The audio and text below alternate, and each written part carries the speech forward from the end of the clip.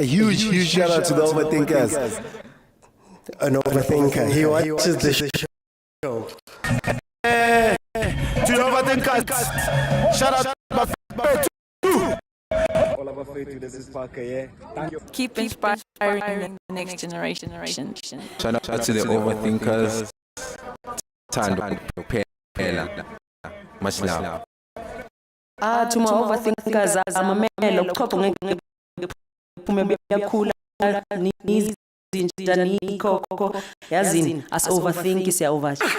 I'm stealing that. I'm stolen it. I record Shorty as overthinking, say overachiever. Welcome everybody to the Overthinking Football Show. My name is Joseph Mokwena. I am your host, and this is a place, man. This is a place for us as football fans to meet and speak about this football that we love. South African football, African football.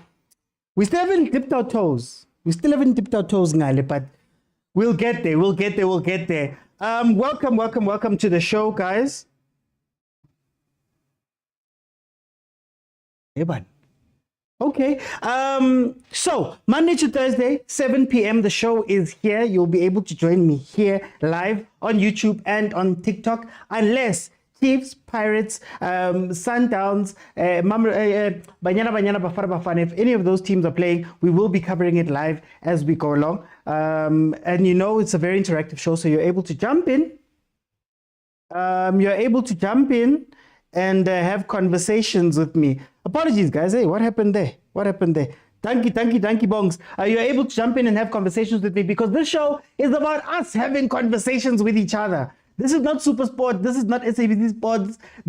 I'm not a former coach. I'm not a former player. I'm not Thomas. I'm just a guy who really loves football. And I want us to love football together, man, and speak about it and take each other's thoughts seriously because there's not a lot of places where we can do that. Okay. There's three things I want to do today. There's three topics I want to touch on. So, number one, we do know this deadline day today. I want to know from you guys, there's been moves that have been announced. How do you guys feel about the moves? How do you guys feel about how your team has conducted itself throughout this transfer window? So please, that's going to be the second topic. And then we're going to go on to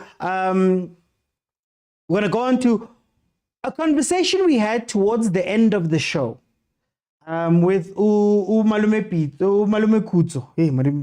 Kudzo. And we were speaking about how these PSL teams are now defaulting back to these older coaches. We are seeing Owen Dagama coming back. Mushin Etrigal is holding down the fort on that side.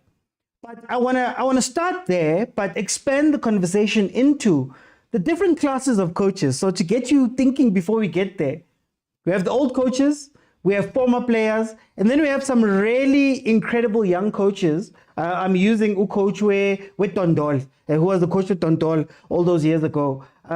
Incredibly young coaches. Do we have an environment that can encourage all of those people to come in?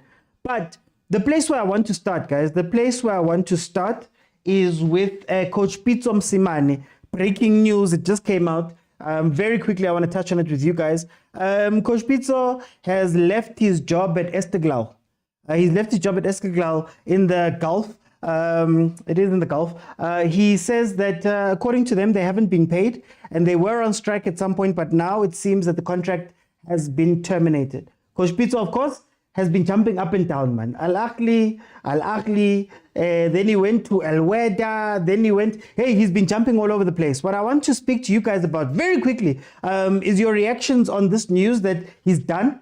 That side, he's terminated the contract. But then also, what do you think of what Coach Pitso has done in his movements ever since? Do you think that it's been wise? Do you think that Ngale, it's a better opportunity? How do you guys feel about that? We're going to start there. So please feel free to request if you want to join the show live. And you're watching on YouTube and add your voice to the show, you have to follow me. You have to be following me live right now on TikTok. And then there's a button at the bottom of your screen that says multi-guest. Click on that button. I'll let you in. We have a conversation about whatever it is that we're speaking about right now. So I want to quickly touch on this before we go into the transfer stuff fully. So let me get in the first three. Let's make it the first three. We'll cap it to three and we'll have a conversation. Agent, my brother, welcome to the show. How are you? Shalom, my good brother. How are you? Hey, Elkheim Shalom, man. Yeah. Kietaba, we've spoken about this on multiple occasions here in the groups. Same place again. Yeah. Yeah. Here we go again, eh? What does that make me say? Here we go again. Same everything, you know. But where do we start? Let me start as a football fan. Okay. Or maybe let me start as a Sundowns fan. Let me start as a Sundowns fan so that I can end well. Serves him right. Serves him right. He ran away with Motsepe's money, eh? And he refusing to pay. So, when you're saying wanted our money, what do we mean, eh? So, you must pay back the money. Pay back the money. But, you know, as a football fan, it is sad, but understandable. I think Coach Pitso has given up. And like I said, understandable because of age. I don't think he has ambitions anymore of being the best coach in the world, or going to Europe and proving himself there, or what. I think he's given up on that, you know. He has won everything in the African continent that there is to win. He has proven himself at Sundowns, at Ahly, Club World Cup. I don't think there's anything else that he can do now, you know. I think it's all about collecting cash now. So, Mara, is this the right way to collect cash? Because everywhere where we've said is collecting cash, it doesn't seem like there's cash at those places. you know what happens in a situation like this? When I go to Royal EM right now, Yeah. I'm going to demand a lot of money. Yeah. Why? Because I'm not sure if they'll pay me all the rest of the money. So I need to recuperate as much money as I can. So it works in business as well, that when you're investing in a high risk company, you want a high interest rate, you know. So I think it's that kind of situation where it's like, you know what, I'll collect money, let me go to teams that are a bit riskier, which means I'm going to charge them more.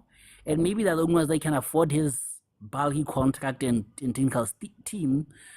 So he charges them, knowing that, you know what, even if they don't pay me or they terminate my contract, I'm going to take them to CAF and I'll get my money eventually. So I think he does this intentionally. You know what, go to clubs which are unstable, get my money. If they refuse, I take them to court, I get money with interest, and move to the next one. Mara, isn't that So I just think- bad, man, agent? Couldn't he do the same thing?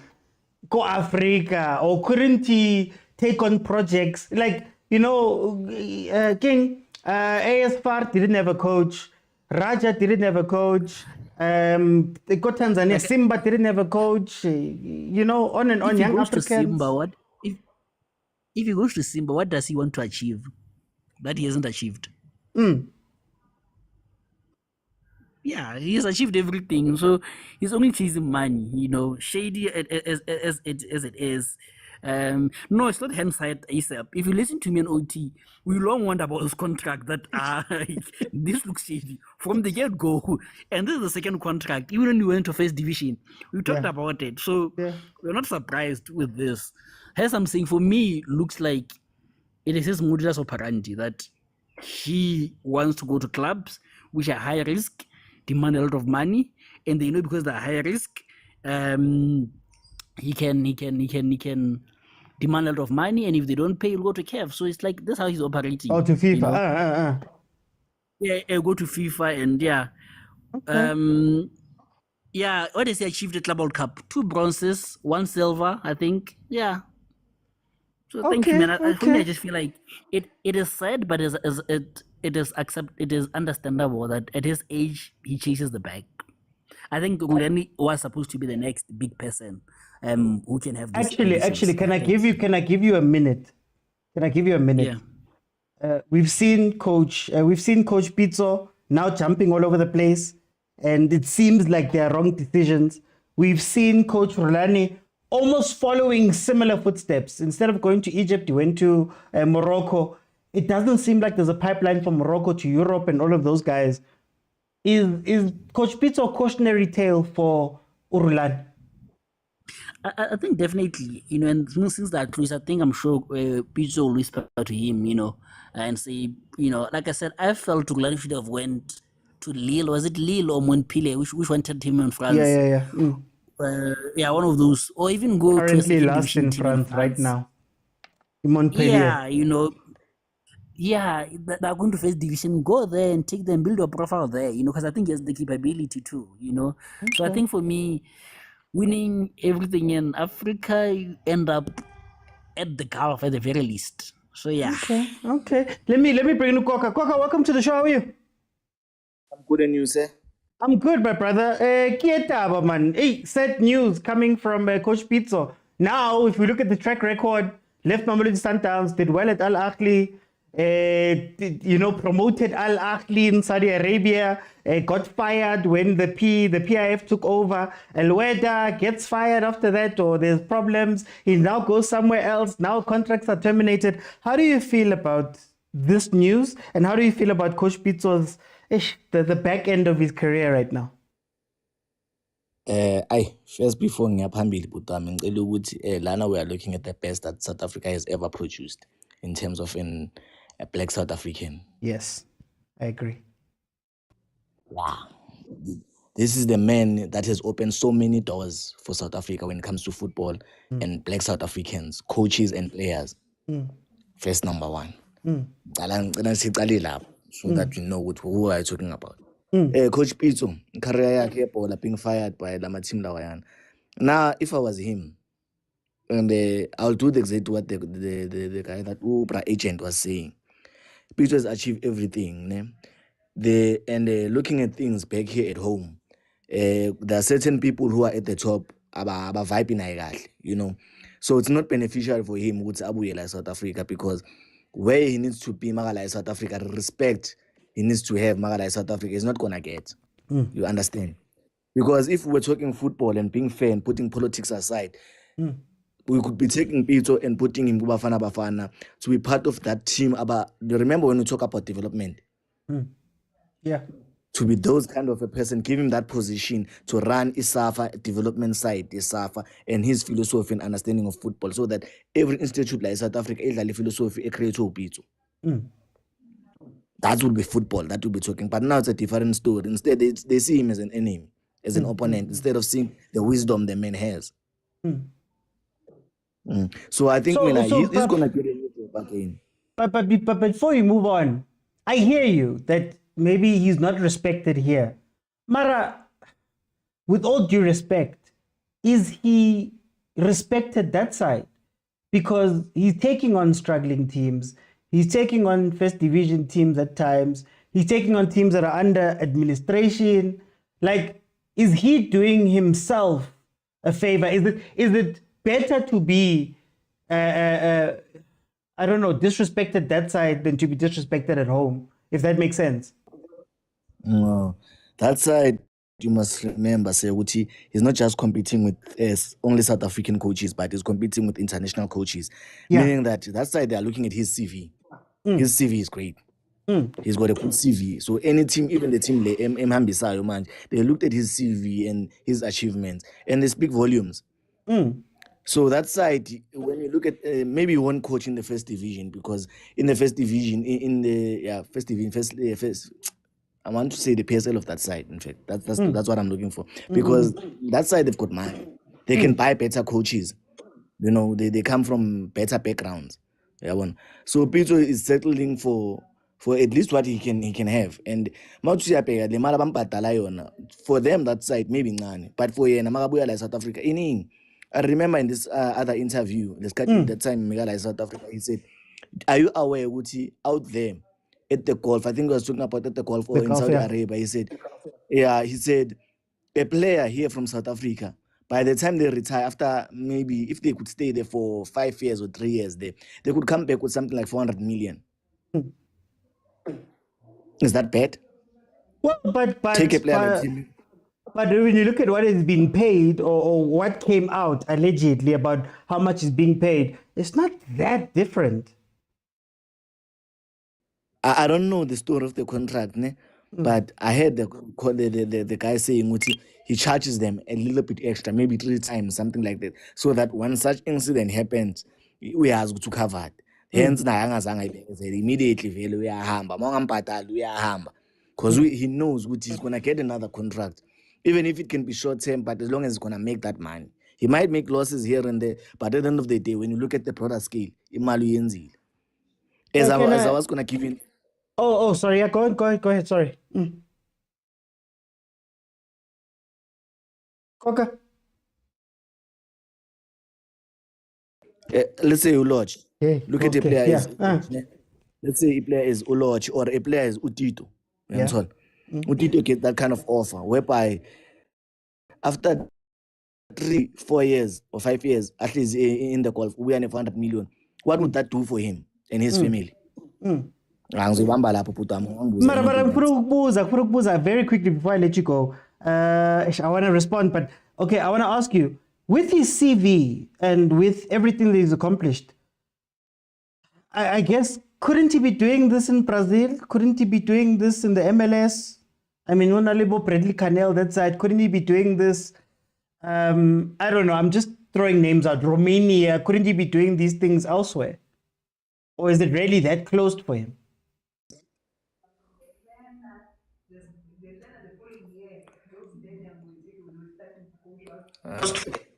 No, I don't think it's about the only thing that the guy is about in Vert, it's about the money and where the opportunities are. You know, I don't think you will decline opportunities from those countries as long as the money is there. I think he's gonna go for them. I think for me it's the money. Okay. Uyangizwa kahle? No, ngiyakuzwa kahle mara ngathi siyaluzana a bit with the network. Mr. OT. You know what, Mr. Koka? OT. For time's sake, I'm gonna move on. I think we just cut. Let me bring in to Tyler. Tyler, can you hear me properly? Just to check. Can you hear me? I can hear you. Yes, OT. Tyler, you sound a little bit far away, but tell me, how do you feel about this conversation about the Coach Pitso? Mr. OT, can you hear me? No, Coach Yo, Pitso. Koka, Mr. OT. I think there's a cut there, Koka. We'll see if there's time later on. But yeah, I think there's a cut there. Tyler? No, I think Coach Pitso, what he wanted to do, I mean, he said it himself. He wanted to, to break the grounds for South African coaches. For them to see that it's possible, and not to be cocooned in South Africa and coach only in South Africa. There's also other opportunities. Yeah. So he was a pioneer of that, and he was making sure Guti he makes the bar to go higher and higher and higher, so that whoever is here in South Africa can be inspired by that, including the young coaches, and he's been doing that incredibly. I don't think it's the money thing for me. I think he's a patriotic man. Coach Pitso has helped a lot of people, in the game. So it was just to break those doors. I think so, because the guy is well off, man. I don't think he really necessarily need the money. He's also, increasing his portfolio as a coach as well. Maybe because he complained about European countries don't want to take African countries. Maybe there will be one day a European team that will say, okay, this guy's got a pedigree and a CV that can take our team, somewhere. So he's done that. So Tyler, can we critique the steps he's taken?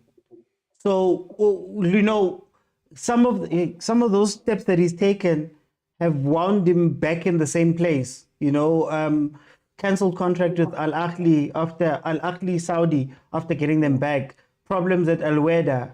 Now Esteglal, a couple of months into his contract. I'm not sure. I think it's like 6 months into his contract. Now it's terminated.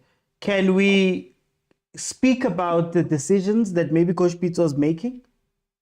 When you make those decisions, it's not written that this club will have financial problems. It's unforeseen events, Okay. which I think FIFA, because there's so many cases that are reported to FIFA that I think they need to look into this transfer thing of,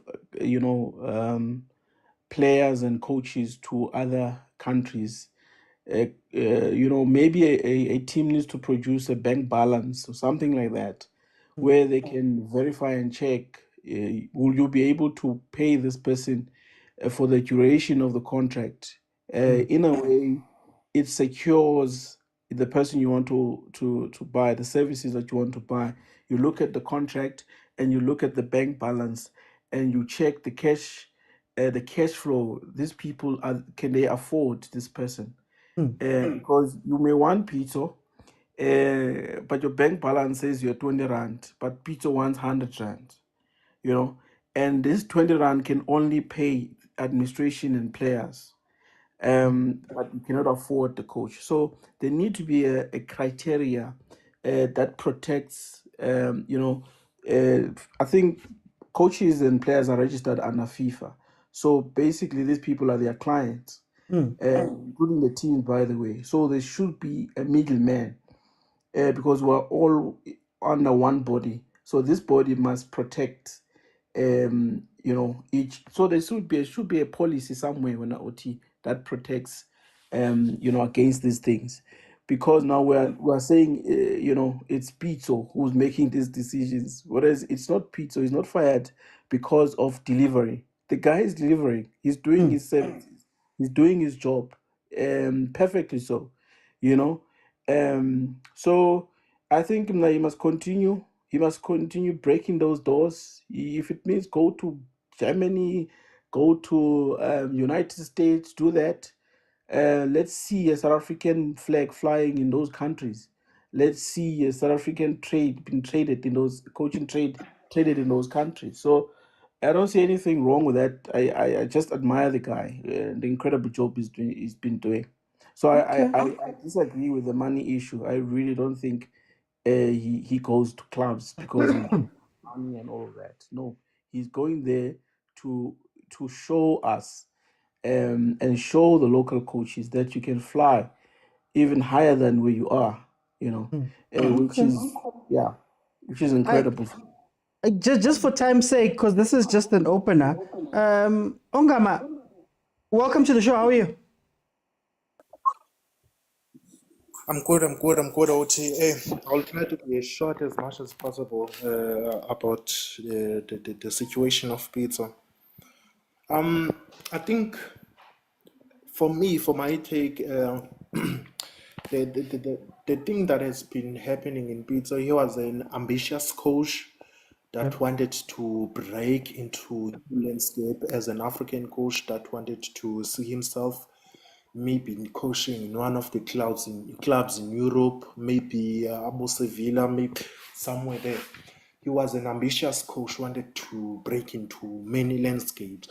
But at the look of things, his pedigree from Africa has worked for him. Ever since he got in Saudi Arabia, everything has been sluggish. It has never been an easy task for him going into Saudi Arabia. Yeah. There was the contract problems in the previous season. The other season, he made the team promoted. Then after promoted, they fired him. So I feel like his journey going into Europe, looking at his age, maybe it can be possible. But when I look at his stature going out of Africa, it's been not working for the past two seasons. It's been not working. So I don't know. But my take is that it's been not working for him going out of Africa. It's been not working. His pedigree has been working under Africa, and we are hoping for the best for him going in the future because he's an African coach.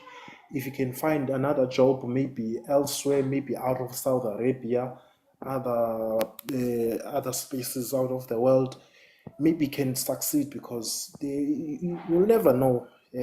Dream never die. It's just a matter of time. So now I want to ask. I don't mind him going to different leagues, Mara. It does seem like there may be a decision-making gap here.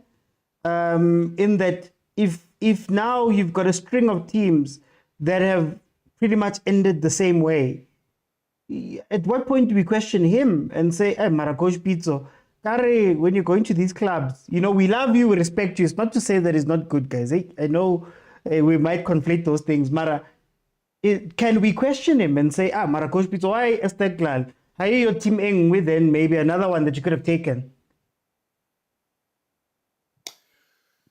I don't know when I would say it's problematic to think of going outside of other countries, working into other countries. They tend to struggle. It depends on into the institution that you are working for. Maybe I would make an example. Maybe in Saudi Arabia, the team that he was working for, it was not that much rich as per the team maybe that is on top positions, like the top 2, top 3 of those teams. It was never the rich. Maybe it's all about Magesi FC, teams that are just newly promoted and then they try to make themselves a name. Yeah. Sometimes they get to get financial problems along the way because those coaches are expensive, which is Abo Pizzo. They are expensive when they're coming with their packages. So I would say it might not be his problem, but at the same time, sometimes the clubs make their own preferences when they look at their stature of what they want at that particular times. Like the team that he coached last season, he made his task to promote the team, but they seen him like he's not ready to take the team into the next level. And you know those things that are happening even in South Africa. The coaches that get fired after they newly promoted the team. Then after their new coach will take the team into the next level. So it's just a matter of consequences that are happening in the way. That's my take, coaching. Thank you to the guys that jumped in. I'm going to give my opinion and then we'll go on. There's 2 topics I want to discuss. This one is very similar to the one I'm going to discuss in the last one. There's 3 things I want to speak about today. Do you know what this sounds like, guys? Me, as somebody who's live every day and speaks about these things, I can't be hard on South African coaches in the PSL who are signing 6-month contracts in some of the worst conditions. And I'm hard on them, but I'm not hard on Coach Pitso, who, yes, he's going overseas. Mara, if every time things break down, then there's questions that we need to ask. And it's not to disrespect him, it's not to look at him a different way or whatever. For those who don't know, Coach Pitso has left his job at Esteglal because he hadn't been paid. Apparently, it's been a lot of months. They were threatening at some point to down tools, and now it's happened that the contract has been cancelled. But it's been a similar situation at Alweda. It was a similar situation to Ahly. It was a similar situation. There's so many similar situations that he's been through right now that now I look at it and I go, oh, okay, I get it now. You are the Siema of the Gulf. You are the 10th Malisela of the Gulf. You go to these teams, anyway, you go to those teams and you pick the teams that you pick, and then chigi things break down. So my thing is now when I look at you and I look at your representation and I look at your decision making, I go, Mara, Coach Pitso, couldn't you do a little bit better? It's not even a situation where he's taking a top 3 team. These teams, Al-Ahly Saudi was in the first division. If you remember the conversation, I think Agent was here and a couple of people were here. We had a conversation when he signed that contract. that man, Mara Coach Pitso wa uyalena. And he said it's a project and he wants to build. But besides that, let me leave all of that stuff. My thing is now, your contracts. What do your contracts look like? So if you go to the Saudi team and they got rid of him after that, I'm like, oh, Mara, what protections did you put into your contract? Going back to the Mamelodi Sundowns case that is in court right now, what are they fighting about? Contracts. Now when he's going that side, they're threatening, they're doing all those things. Things are being cancelled. And maybe this is a question we should ask. Do we have a problem of representation of decision-making when it comes to our coaches? Because truth be told, Coach Pitso is one of the few who has been able to jump out and go do things. And I'm sorry to say, I'm sorry, guys, I'm sorry to say, Fadlu Davids is coaching Simba right now. The coach was the coach where TS Galaxy, Sid Ramovic, he's coaching Yanga right now. Zimbabwe left here and went to go coach Raja, unbeaten. Why is it that we're the only people? Why is it that we're the only people that struggle with these things? Look at the players. I've said this how many times, guys? How many times have I said, oh yeah, a coach of Botswana? How many times have I said this here? That, you know, whenever there's a case in court that is being won, it's a foreign player. Why? They know their rights. Their agents know their rights. Their representatives know their rights and all of that stuff. And I'm not even speaking about Coach Pitso. I don't even want to take it there. His representation. But I'm saying that Ikariman as South Africans, hey, we struggle, can't contract. How many people have been screwed over in the league that we find out later? So if Coach Pitso, as the stature of coach that we believe him to be, that his CV says, has to go and coach these teams that side and we clap hands. Guys. And maybe is it an inferiority? Is it something we don't see? And I love Coach Pitso. But how come? Mokwena. Elias Mokwena was struggling with the contract right now. Yes, Tunis. We say money. Yeah, money. Is that even real? Is that even real? Is that even a thing that we can say? Then we find out that his agent was like, oh, his agent Khanye Samayo said that no, the monies were similar. The transfer monies were similar. So is it worth it to go and beg that side? Or at the very least, can you direct your begging and go to places that are going to actually pay you, actually have the structure? Can you tie them down properly? And I'm sorry, I'm not, it's not to bring down Coach Pitso. It's not to bring down Coach Pitso. I'm sorry. Mara, Malume Kuto, to what you're saying here, if you have a string of bad contracts, I can only look at the team for so long. Let's be honest, I can only look at the teams for so long. If agent yako yaktata or your manager or wena uyastata, you go to these places. What do we say about the players here in the league? So we must keep that energy. And it's not just him. There's a lot of problems. Over and above the conversation we actually had, when he announced the first time that he was doing this. Remember we had the conversation about Rulani. And we're like, Rulani, please watch what's happening. But anyway, if we have time, there's two other things that I want to get to. And the one is very similar to what we've spoken about here. On the lighter note, transfer window is closing tonight. And I thought it nice for us to have a section where, just tell me how you feel about,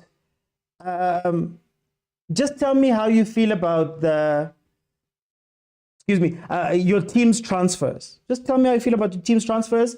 Tell me how you feel about how they're moving and what they're doing. And are you happy or not happy with the transfer window? While I let people in, Let me see who was here. With all due respect, do you guys think you could have negotiated better than Pitso if you were in his shoes? I'm not in his shoes, Shambe. But now we're feeling for him because we're going, but yo, this is our shining star.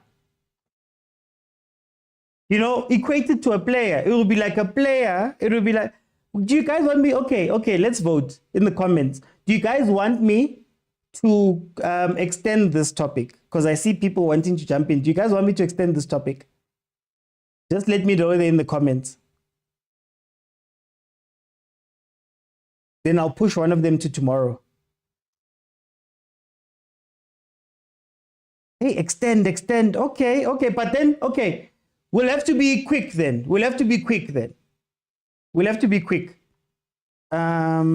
Yeah, actually, you must come to the group, but I'm going to allow it up until 8 o'clock. But please, when you come in, please be quick with the points that you are making. And then we'll go from there because I'm not going to, okay, I may change the order, but let's see. Benny Siso, welcome to the show. How are you, Benny?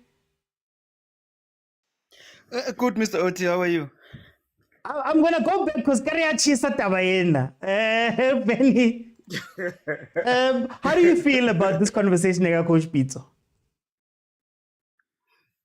Thank you very much, Mr. Oti, and the members that spoke before me. And yeah, I feel like it's ambition versus objectives. Okay. We all know how ambitious is. I call him the doctor because I respect him so high. I really rank him very high. When he left at Sundowns, he had just signed a contract with Mamelodi Sundowns, but because of his ambitions and the fact that he really wanted to push the bar very high. And to be honest, that first project, I feel like he really did or performed his feasibility study about that project because he was able to promote that team. After they gained promotion, that's where the disrespect I felt came from.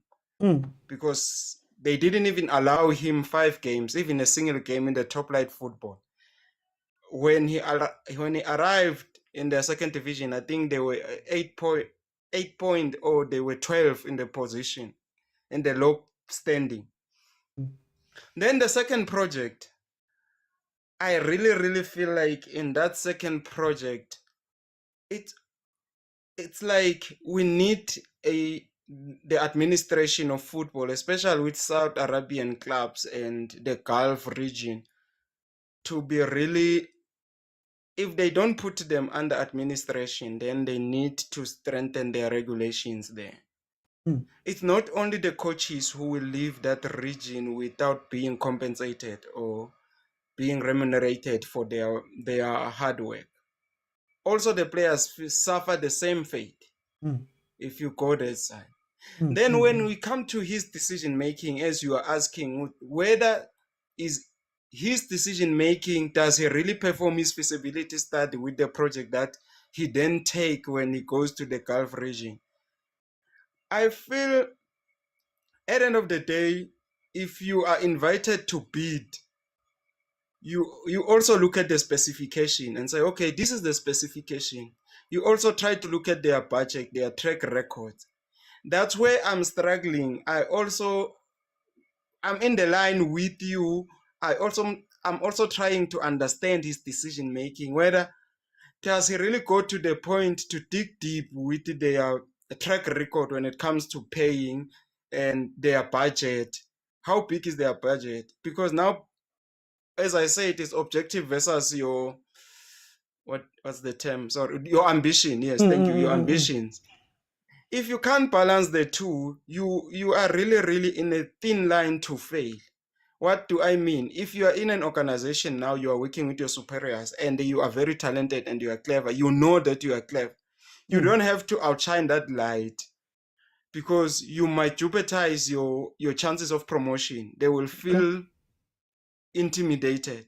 So I'm not sure whether, because the track record of Coach Pitso and his pedigree speaks volume about him, his work ethics. Also, that's where I wanted to go with. isn't that maybe his work ethics versus the players that side and versus the directors of the club?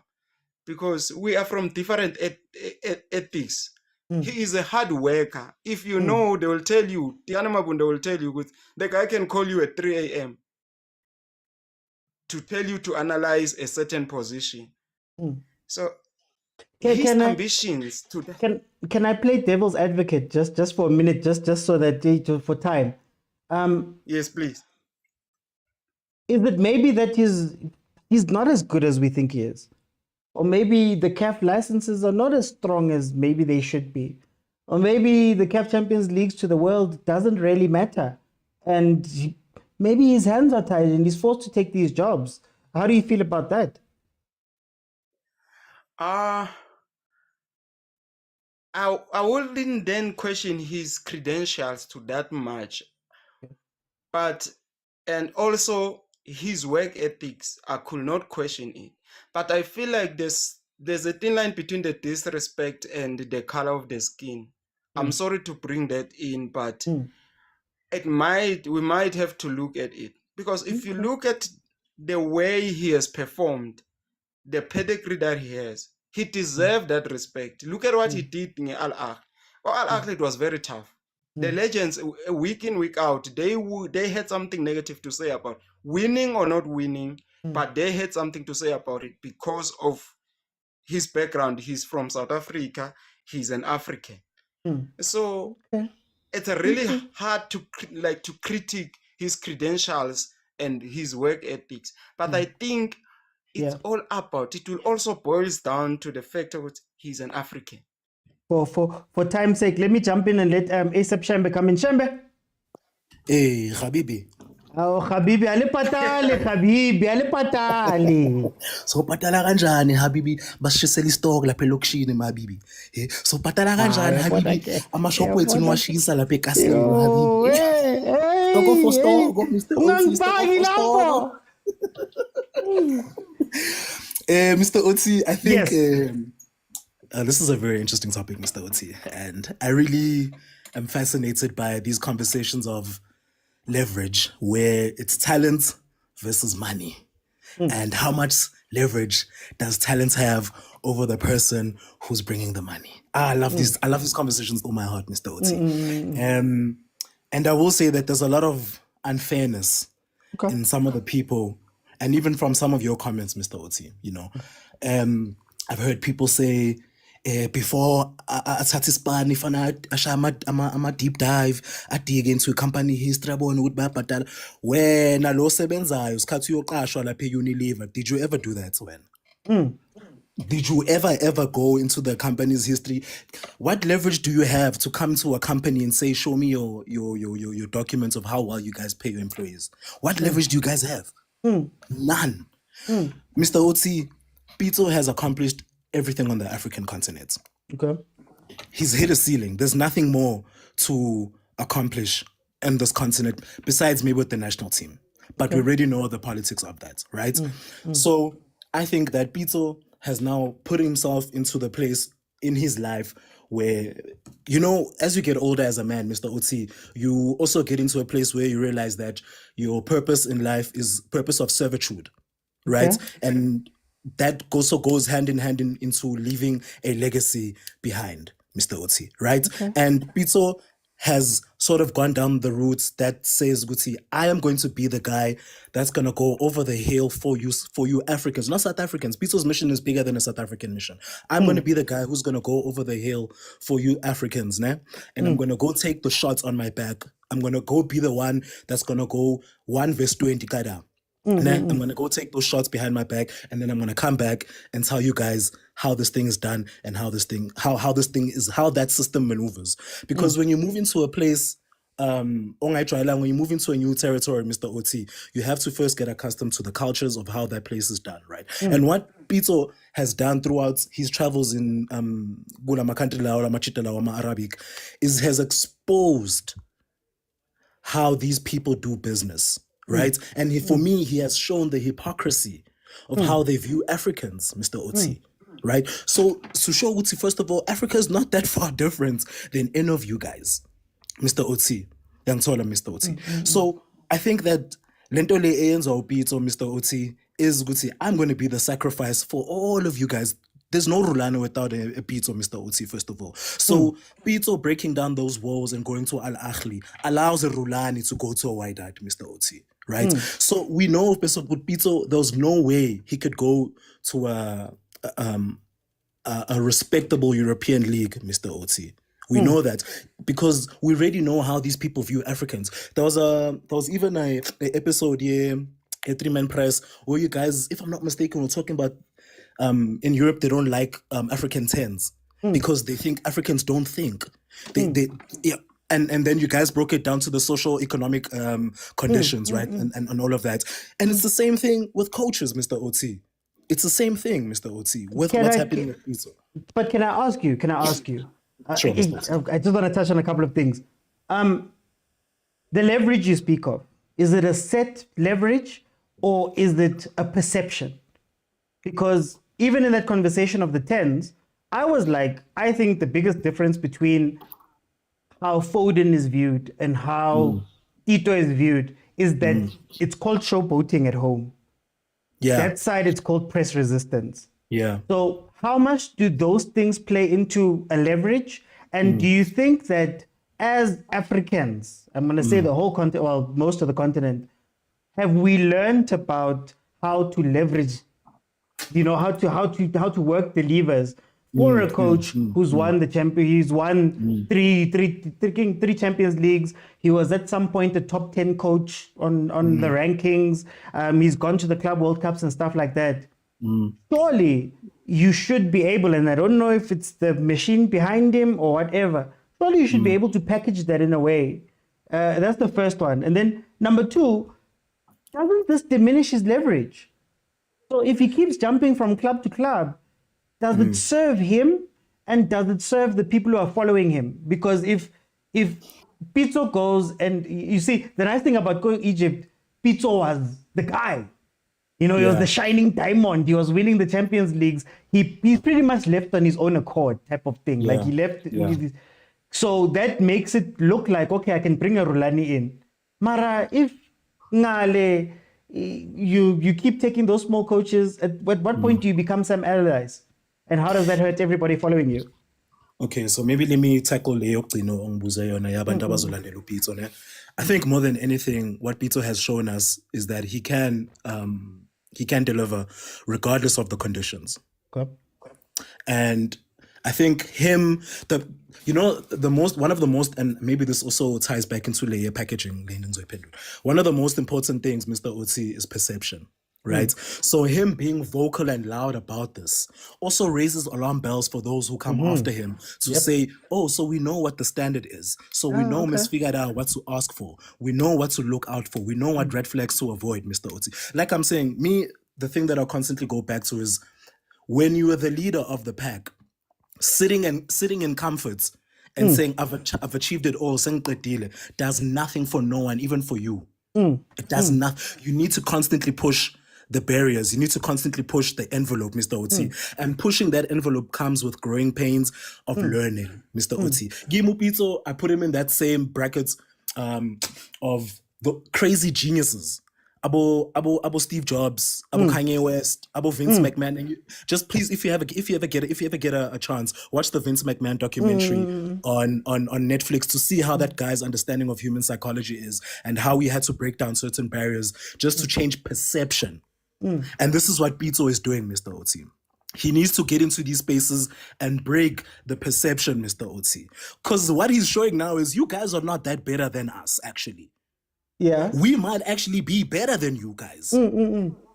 So, ufigara, it's the agent of chaos, Mr. Oti. But you need to figure that and shake up. You need to shake up the room, Mr. Oti. You need to shake up it the up room. at a different team, in a different structure. In what way? I don't Mr. know. I'm Oti? just asking. So In I'm what way? Please asking elaborate. if you've had five teams, you've had contract problems with all 5 teams, right? I see it as a pattern now. But then I also say that I understand that you want to go break boundaries, which is great. Are there other teams you can break boundaries with that are maybe at a better standing? Like this one that he was with right now, we're going through administration. They were changing administrations when he signed. So surely some alarm bells should have already gone off to say, Same with Al Ahly. Mr. Otsi, I don't think Yeah. I don't think these questions that we are asking, these back and forths that we're having with each other, Pitso did not have with his wife, Mr. Otsi. I don't think that. I really do not think that, Mr. Otsi. I refuse to believe that he goes into these. Us is naive, and I don't believe a man who's achieved so much could be that naive, Mr. Otsi. It's a pattern now. Sure, and it could be something that he's willingly going into, Mr. Otsi. Because I mean, look how much responsibility you've placed on Pitso versus you saying, "Hi, man." But then, why is FIFA allowing all these different leagues to exist in the manner that they're existing? Why has that not been the points of view that we're having? Why are we not then holding FIFA to a higher pedestal to say, "Hi, man"? But you guys talk such a big game, but under your governance, there are leagues that are being run like this. These are not even impoverished leagues. These are leagues where the countries have a lot of money, Mr. Otsi.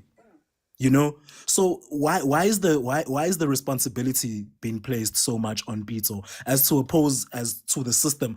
One man against a system. It's not a system. It's a team. What do you mean it's not a system? It's a single team that he went to. Royal AM is not the flagship team of the league in terms of running. But the team doesn't exist without the system. No, but I'm saying, I understand you on that point, but I'm saying if you go to Royal AM, you also need to know. You get what I mean? You have to do your work. Same thing we say about the leagues that side. If you want to go buy Chelsea is not waiting. The FA is not waiting for FIFA.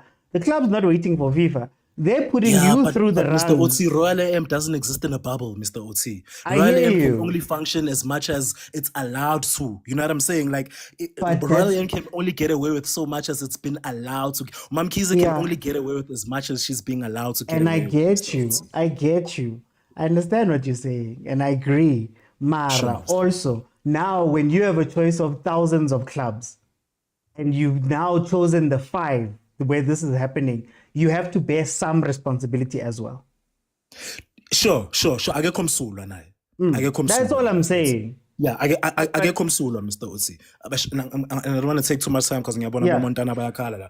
But I will say ukuthi what he's doing, Mr. Otsi, is laying it's like double up, Mr. Otsi. Men hambe hlathini ndlula kaningi eventually she track lento lokuthi bafethu kanjwa kanje la mentabla apha kulo muzi lo, Mr. Otsi. And I think that's what he's doing, Mr. Otsi. I don't want to take too much time, but this is an interesting topic. For time, I'm gonna let in the last 2. Malume Kuto. Ota Montana. How are you, Mr. Otsi? Ngimnandi man Malume Kuto. Kiyetaba man.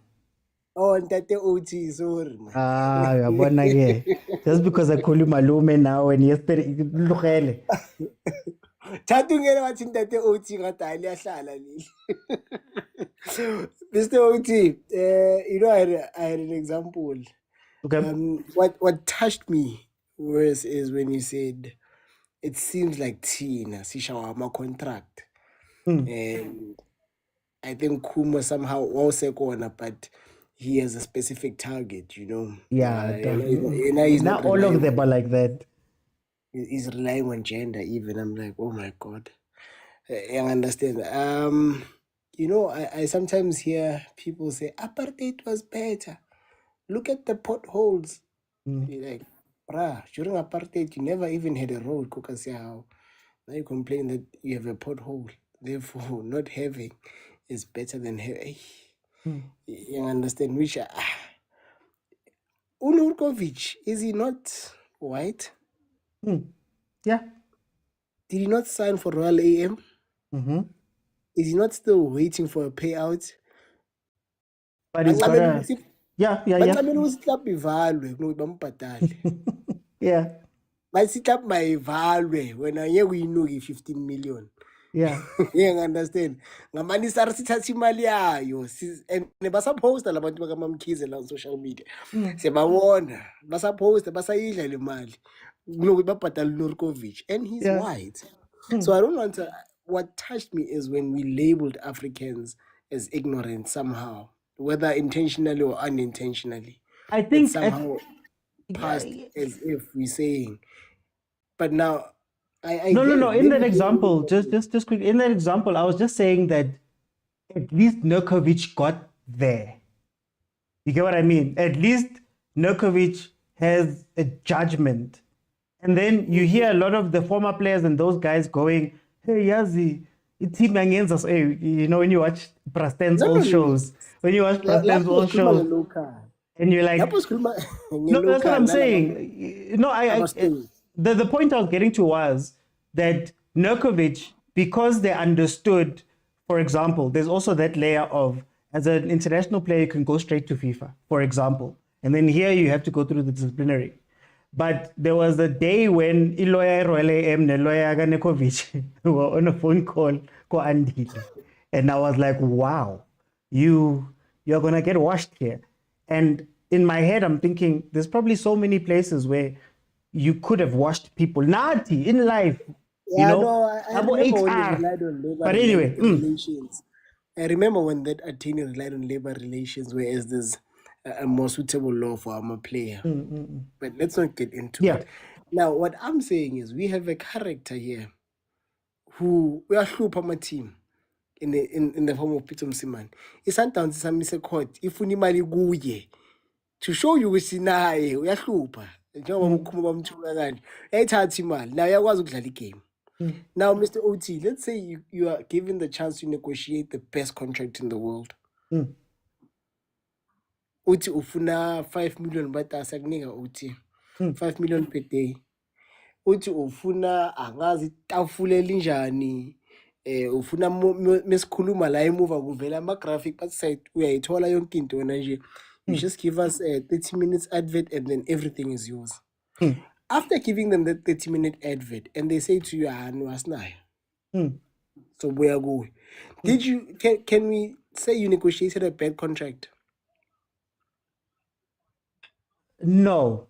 But okay, no, carry on. I'll answer you. Negotiate the best contract that you can think of.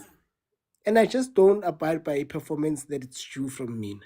Can we say you've negotiated a bad contract? Here's what agent is saying. There were red flags. So no, if Mr. no, I'm saying if happens with so many. Yeah. No. I understand. I'm not even saying be extravagant about it. You negotiate the best contract. No, Malume Kuto, you are talking about the contract. I'm saying that the company calls me. Like there's companies that call me and they say, hey, we want to advertise, let's say, right? The first thing I do is I go, no, guys, let's set a date and whatever. Then I start looking at what's happening. Sorry, my TikTok is just doing something here. Then I start looking at what's happening around the company.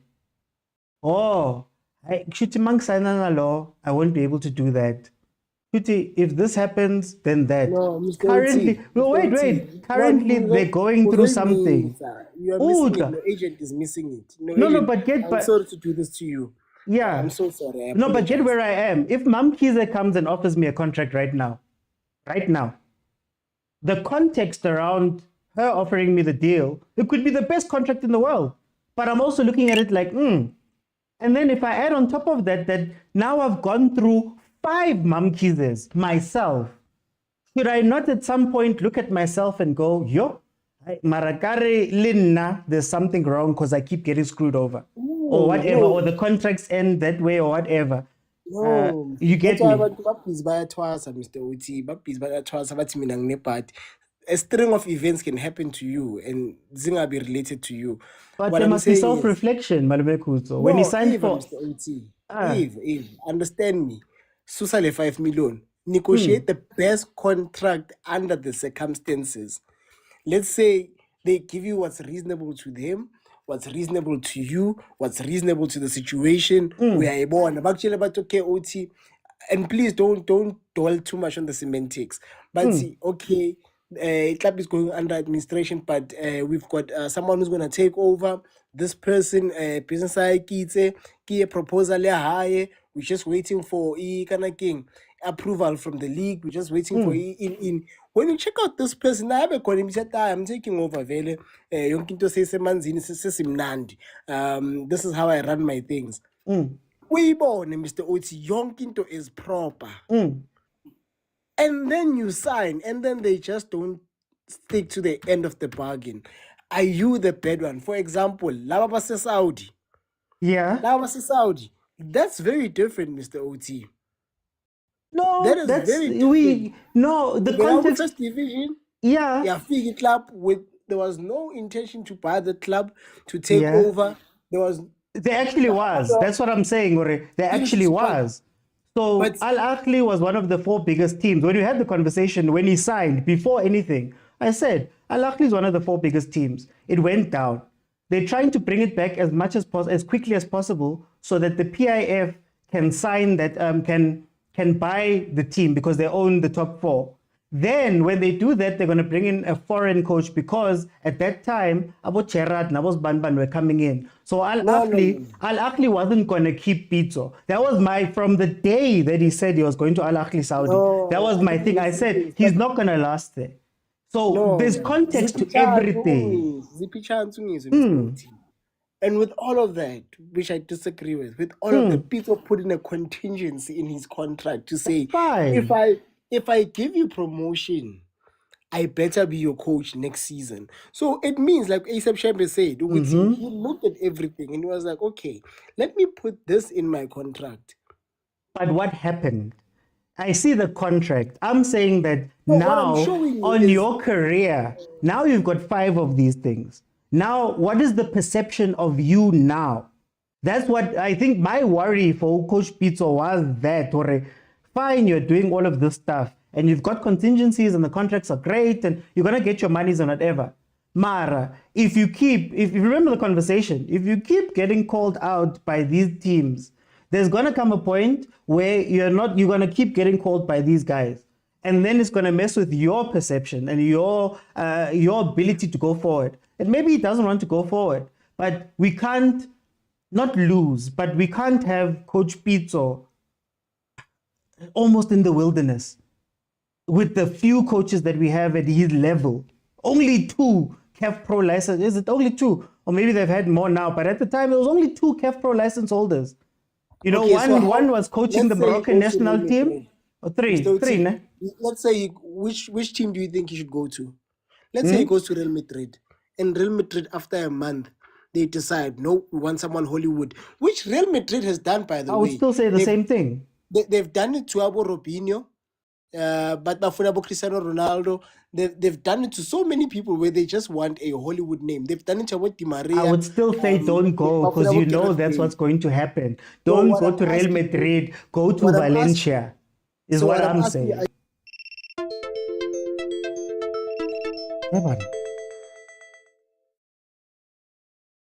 How?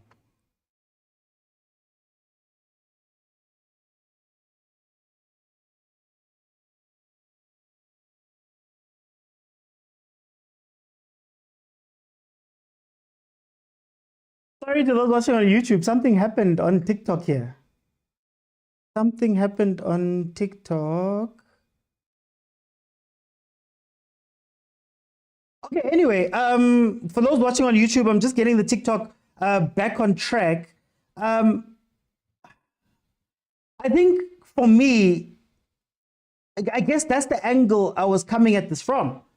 To say that I don't want to blame the team. I don't want to blame the league. I don't want to blame Coach Pitso. But when something becomes a pattern, you know, at some point, and what type of damage does that do to your reputation, to your future earnings, to your future whatever? I don't know what happened, Shembe, but I'm back. At least whatever happened, I didn't get banned. Hey, I can see me, Malume Kutso. I can see me. I'm as shocked as you. But okay, Ikari, I guess we have to move on, but I'll bring you in. Kumo, hey, we'll have to continue this in the group. I'm looking at the time. let me see. Hey, guys. Hey, I don't know, guys. I don't know. Now I'm shocked. I don't know what happened. But at least I'm not banned. Hey. Yang sabotage, yeah. Malume Khutso, ke maketse le nna. I'm still running on YouTube. Now Sailu Korile. Oh, did he score? Supersport. Yeah, he just scored. So let me do this, Malume Khutso. I think I'm gonna let you wrap up the point and then we'll move on. Okay, so just to wrap it up, I was just saying. Oh, okay. I was just saying, Mr. Uti, sometimes a string of bad things can happen. We need not credit certain aspects that somehow they are correlated. They are correlated somehow. You understand? Like I'm citing here. Gareth Bale moved to Real Madrid. To replace, I think was it Di Maria, because Real Madrid always go for the Hollywood signing, which is why they persisted Mbappe. Cristiano Ronaldo, when he moved, this was a great signing, by the way, but when he moved to Real Madrid, there was Robinho at the time who was doing extremely well, who was very young. But Real Madrid opted to go for the Hollywood signing. It's not only about what happens on the field. And I feel like Coach Pitso has gone through what some of these people at Real Madrid went through. Now, what I'm asking you is, do you think there is a way of preventing that and still going to the best team in the world that you still join? I don't want... okay, let me tell you this, Malume Khutso. You still have a vertical trajectory. I hear you, Malume Khutso, but what I'm saying is two things. I want to join Real Madrid. Let's say Real Madrid calls me tomorrow. As Tepo, I would love to go to Real Madrid if I was a real coach. But I also know that at Real Madrid, because no one knows me, I'll be back. So for me, sometimes you have to let go of those things and go, you know what, man, I know what's going to happen. Cristiano Ronaldo goes back to Manchester United. We all knew it was going to happen. All of us knew. It happens. So then I look at Cristiano and I'm like, hey, dog, you almost, or not wasted, but you were there for a year. You're unhappy or what. Was it worth you making that move when you could have maybe gone somewhere else? And that's my thing here, that some of the signs, some of the things I understand. If ESPN calls me tomorrow, I must understand that when I go to ESPN, if I don't absolutely knock it out of the park, competing with Stephen A. Smith, who's been there for 30 years, I'm going to be gone in 2 months. So maybe I parlay that into Supersport or Fox or whatever. You get what I mean? Because it's not the only, I think in Coach Pitso's situation, it's not the only team. So I get worried when Coach Pitso, who has options, whether we feel they're great or not great or whatever, is consistently picking this option. Because maybe he could get the same thing, the breaking of the barriers, everything that people have been saying now, from number 7. Or maybe use that. Sometimes they do that. Oh, Arsenal is bidding for my player. I call up Manchester United and I go, hey guys. So I also want to, and I'm not saying it's completely on him, but I'm just saying that, man, sometimes, man, we lack that thing and we're letting him off. And I love Coach Pitso, but we also need to question and say, Mara, coach, happy. Happy for 6 months, 8 months.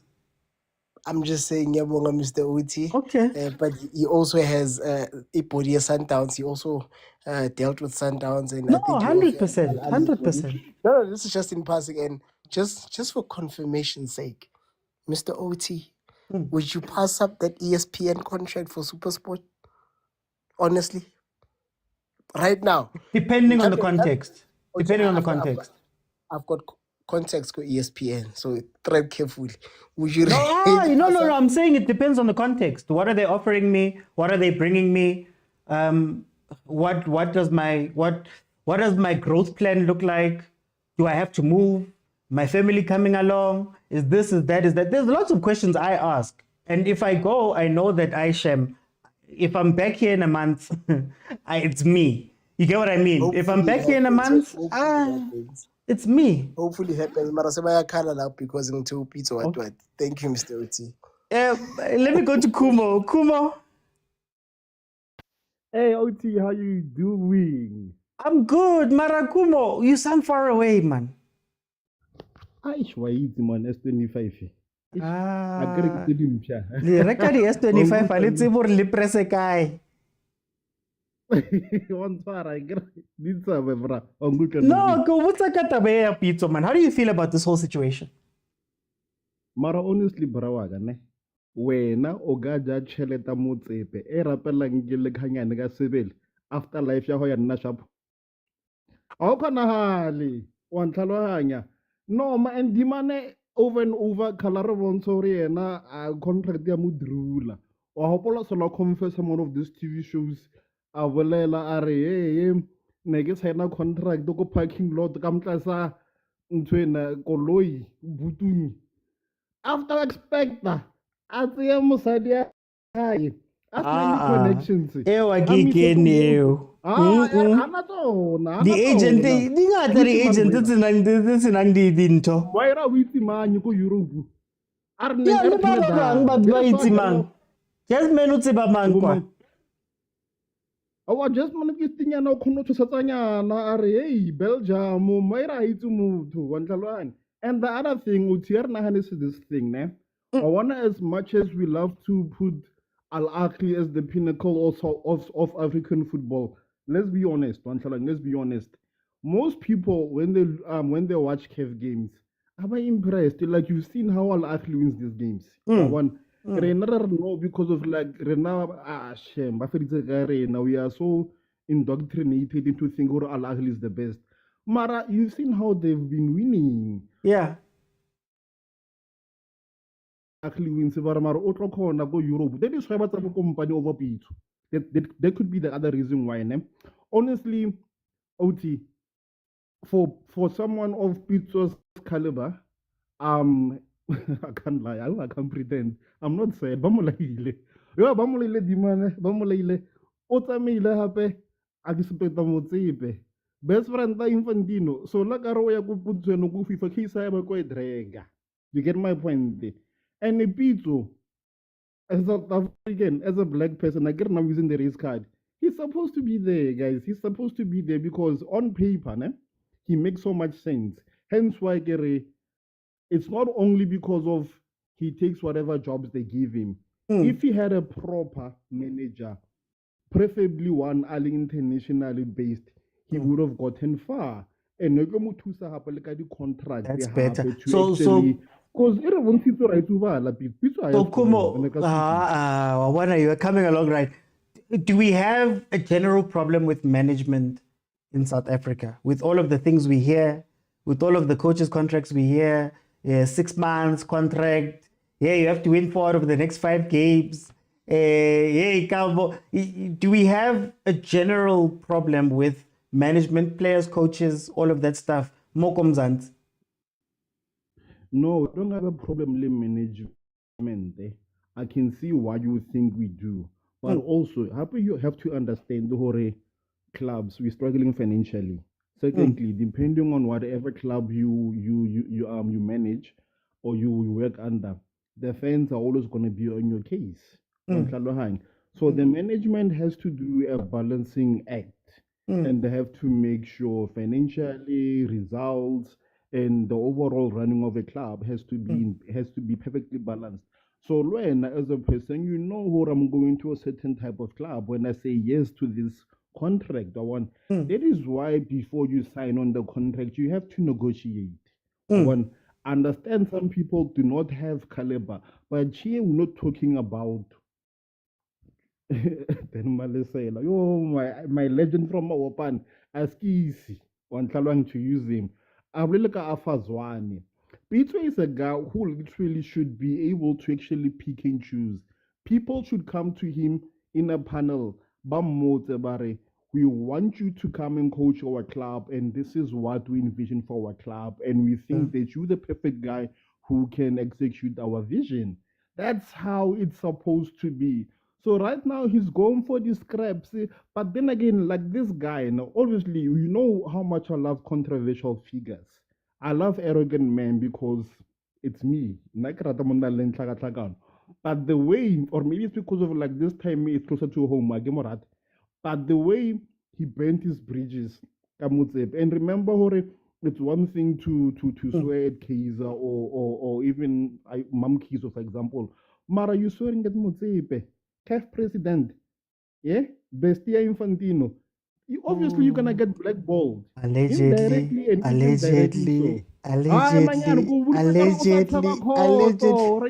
thoughts and views expressed by the panelists or the commenters on this show are not those of Overthinking Football or its host, George Mokwena. Please. It's you. It's on you now. It's on you. Okay, I read that. Like you once mentioned, Hore, when you go to a job, like you don't vet one talohan. You don't vet Hore the employer. I do. I vet. And kasi, like for example, ba police Ashifa so he made the popular choice. Arengasi go naturena get lawyer go Orlando. That is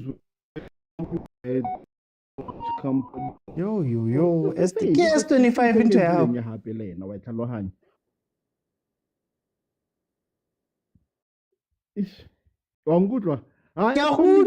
Very quickly, Kubo, very quickly. We need to move on. Yeah. I want to get fed. My guy. Okay. Karma. Okay. No, for time, I'm gonna jump in. Guys, okay. I think I'm gonna leave the transfers to tomorrow. Let's have a conversation then about something that Malume Kutso actually brought up yesterday when he was speaking about how, some of the coaches are going back to some of the teams are going back to older coaches, Bo Ndakama, Bo Mushin Ertragal, who are coming back into the league. So we're gonna start off with the superficial chat of, are these guys good enough to be back in? And then I want to have the conversation of who goes in, like who, do we have a culture in the PSL where certain coaches get certain privileges, whether you are an old coach, a former player, a non-player, international coach, are there different things, and how does that harm the coaching side of the PSL? If for example, there's a rumor that came out today that Amazulu is already looking for a new coach. They're looking to replace Coach Vilakazi and Coach Atazwani, allegedly, right? There's a rumor. So then now, when we have these conversations, and I literally say, what are you going to do signing a contract until the end of the year? You remember the conversation we had about Coach Vilakazi and Coach Atazwani? We had the conversation, Guti, okay, you're not going to be trusted with signings. You're not going to be given time. You're not going to do, and if the club wants to move off of you, your contract is ending at the end of the season. So then what does that do to your coaching and what you can bring to the club? Does it harm the clubs? And then you have the coaches that are outside of all of this thing that don't even get a look. Malume Kutso mentioned the Tondol guy. Looks like a bright young coach. What happens now? Is he going to come back in? Will he ever get a chance? How will he get a chance? Will he need to be under somebody, or must Pitso pull him up like he did with Rulani? How do these things work? No, Rulani, well, he's connected inside. But anyway, so this is what I want to speak to you guys about. I'm going to open it up. Malumekut, at some point I'm going to need you to come in because this was actually a topic that you had brought up. Guys, Le mametse ake kupa di like, kupa di gift, or kupa something. Guys. Chero, welcome to the show. How are you? Kanjani? Man ngimnandi man Chero. Hayi ngiyaphila bro. Na indaba Chero. Now we were speaking about Coach Pitso. Now about Coach Abanye. What do you feel about the coaching in the PSL? Yeah. Figure about old croc. I'm old croc. About old croc. Hey guys, please mute. Think when old croc. Old croc. Hey guys, please mute. When old croc. Wait, who's that? Kimpo. Hey. Okay, I think he's muted. I think sometimes it's when I OT. Can you hear me? I can hear you. Yeah, I think sometimes we as fans or football lovers, we think these owners of these teams, they think that far. These guys don't think that far. These are all crocs or what. These guys, you must remember one thing. These are business people in football. Okay. They are not football. Yeah.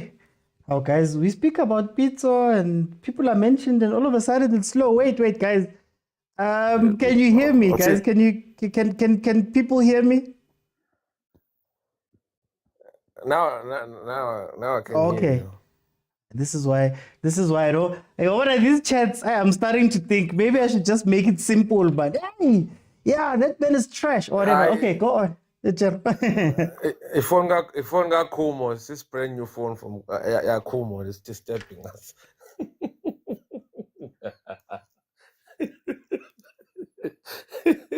Anyways, what I'm saying is, if you look at our owners of all this team, about Chipampenge, see about this guy from Amazulu, Babzungu. Who's this guy? Babzungu, even now Motsepe. These are not football people. These are business people.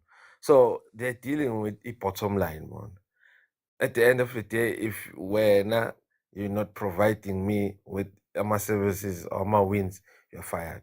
So I guess the advice about totally looks abomshini now Owen by the experience. And I'm quite sure they're cheaper now at their age and because most of them were in the NFT.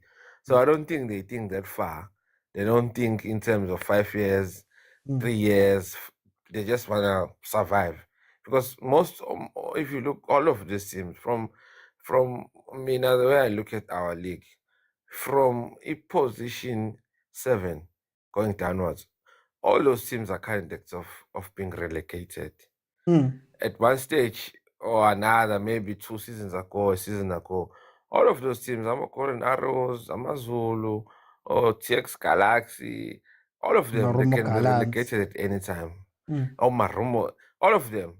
So these are not stable teams. Cheaper. These are not stable teams. They can have a good run of 4 or 5 games, and then they can stop winning for the rest of the season. So maybe this question should be asked. Go my teams maybe out top 5, maybe Cape Town City, Sundowns, Pirates. Now I can include the Stellenbosch, the Kaizer Chiefs. But the rest, these owners, we're giving them too much credit. Can I ask, just as the final point here, can I ask you, what do you think about the coaching pathway? Because, I mean, it feels like Betway Prem, it's a closed it's a closed environment. You know, if you promote a team from the first division, you're likely going to be fired. If you're not a former player, you're probably not going to get a job. If you're not a coach that has been in the job for a very long time, you're probably not going to get a job. We're recycling the same guys. How do you feel about this, man? The pathway of coach in SA? I think it goes with the structures of these teams. What type of football do we want to play? What type of players are we recruiting? the vision of the team. All of it's not just the coach; it's the whole system. If you've looked at the Sundowns has created a template per se in South African football. I know now they've got cut those, but for the past since Pitso came, you've seen Uguti. There's been a succession plan all the time. All the time there's been a succession plan. Pirates football wise, every time they recruit a coach, but they never lose their way of playing. You see, so they've got a plan per se, but there's only 2 or 3 teams. You understand? So in our football right now, a lot of people are saying our football is in a good space. Abangaphandle, like continental, like Morocco, Egypt, they're thinking, imagine if we can have 10 teams which have got izinto zabo in order, we can go far. So right now, no, man, we're giving these owners too much credit. They're just trying to survive relegation. Okay. For time, okay, guys, look. Hey, I saw a cake. You guys don't understand. When I saw trains that day, it was very nice after. It was very nice after. Thank you guys so much for the cakes, the trains, all of that stuff. Can I before I go to Mko, I want to bring in Umalume Kuzo because this was something that he spoke about yesterday, and I want us to base it off of some of what he said. Malume Kuzo, Kietava, exactly what we said yesterday. Today, there's rumors where people are being moved on. Exactly, Mr. Utien. But I did say who was coming to this job, right? Angazi ukuthi uyakhumbula na before naketsaba TikTok or itime. Before Magesi went on a fairy tale final. Angazi ukuphi coach Clint Lassen. So he's at home apparently. Yeah, Clint Lassen Dallas totally in the span. It's just that coach Mangete no coach Vusi, they delayed the process by doing well at some point. But they were not meant to do well. They were meant to come in. Coach Lassen is a flop like a contract flop Bisayangeno no coach Lassen. But anyway, the issue was that I raised was sparked by Coach Mushin, and then it went to Coach Takama, which was with Salabo Coach Abakdala, Mr. Uti, when there are youngsters who have a very different view on football, who somehow get to dominate when they play against these guys in whatever they do. And these old guys, and respectfully, I say old guys for lack of a better word, the older coaches seem to have run out of ideas, Mr. Uti. Abaluzi, defendi. There's literally like no structure when you watch them, Mr. Uti, besides defending. I made reference to Coach Patela, Coach Balebaitu Batondol, which is something like Abu Little Rulani, if I may. Technocrats. You understand? Why are we not seeing those type of coaches being roped in? Because they've proved themselves that they can work, Mr. Uti. I mean, we saw the fairy tale run at Tondol. We saw the fairy tale running Sundowns under Coach Rulani.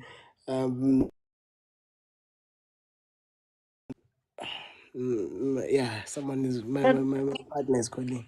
Hey, Mr. Uti. Everything is happening today. Everything is happening. Whatever we're speaking about is something deep. Madam Kusa, I wanted to ask you, but isn't coaching then in SA, man, isn't it a double-edged sword? Because, you know, the old guys are always brought in. We know that there's a roster of coaches that keep rotating. Koliki, you know, the guys that have coached. Then you have the younger coaches who are former players who come in, give about the 6-month contract, give about the 4-month contract. They don't even have time to do well.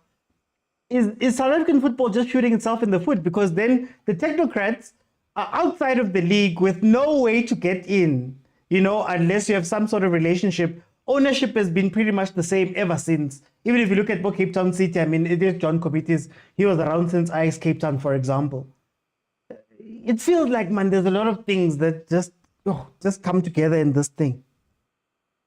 No, true, Mr. Uti. And you know what? I won't be too soft on the technocrats. they also have to knock on those doors, Mr. Uti, and make a pathway for themselves. The number one technocrat, Mr. Uti, we can't even credit him for knocking on doors. I mean, he was born at the door, so he greets people at the door. So he was able to kind of to voice out his ideas, and I'm sure, I'm not taking anything away from him, Mr. Oti. I'm sure there's also a reward to listening to him somehow. You understand, Mr. Oti? If you give into Bunny chance, just if you give him the time of day or the day of time, whichever it is, it might also open doors for you specifically. You understand? Unlike the other guys who just come in with just the knowledge and nothing else but the knowledge. You understand, Mr. Oti? I feel like those guys, and I would also include someone else, but who I almost said, have to knock on doors. They have to take the kind of king. They have to grab the bull by the horns, because for me now, Mr. Oti, every time I listen to these guys, every time I watch them, Mr. Oti, they are clearly a cut above Machita. I understand, above my time. You can see, Mr. Uti, the ideas are very different. The understanding is very different. I want to well explain. Take for instance, Ulindo. Yes, uthanda ikhatha nacho ne register, but when he explains these things sometimes, because Ulindo is a coach, by the way, you can see, Mr. Wicks, the understanding is very different. And I've had the privilege of reffing some of his games. I think I've told the story 1,000 times now, that I reffed 2 of Lindo's games, and both games never saw finality because he was winning 10-0 on both games. You understand? So I had to end the games. But what I'm saying is that these guys somehow have a different understanding, and I think somehow they have the answers to South African football. They can push us in a different direction. They can push us further with the right with the right guidance, of course, because like I said, Lamatai Malawa, who I might sound like I'm looking down on, they also have they also have some intangible information, the know-how, some things that they could pass on to these younger guys. And yeah, he is a coach, Mr. OT. Not Mr. OT. He is a coach. Was the youngest coach go SAP at some point. Yeah, and I met him with development structures. There's no brown envelope with development. They want a best brown envelope. Yeah, what again? Then my TikTok goes blank, and then I get into trouble. But for time's sake, I'm gonna jump in, and I wanna bring Mko into the conversation. Mko, what do you feel about what we've been speaking about here? Sure, OT. Welcome.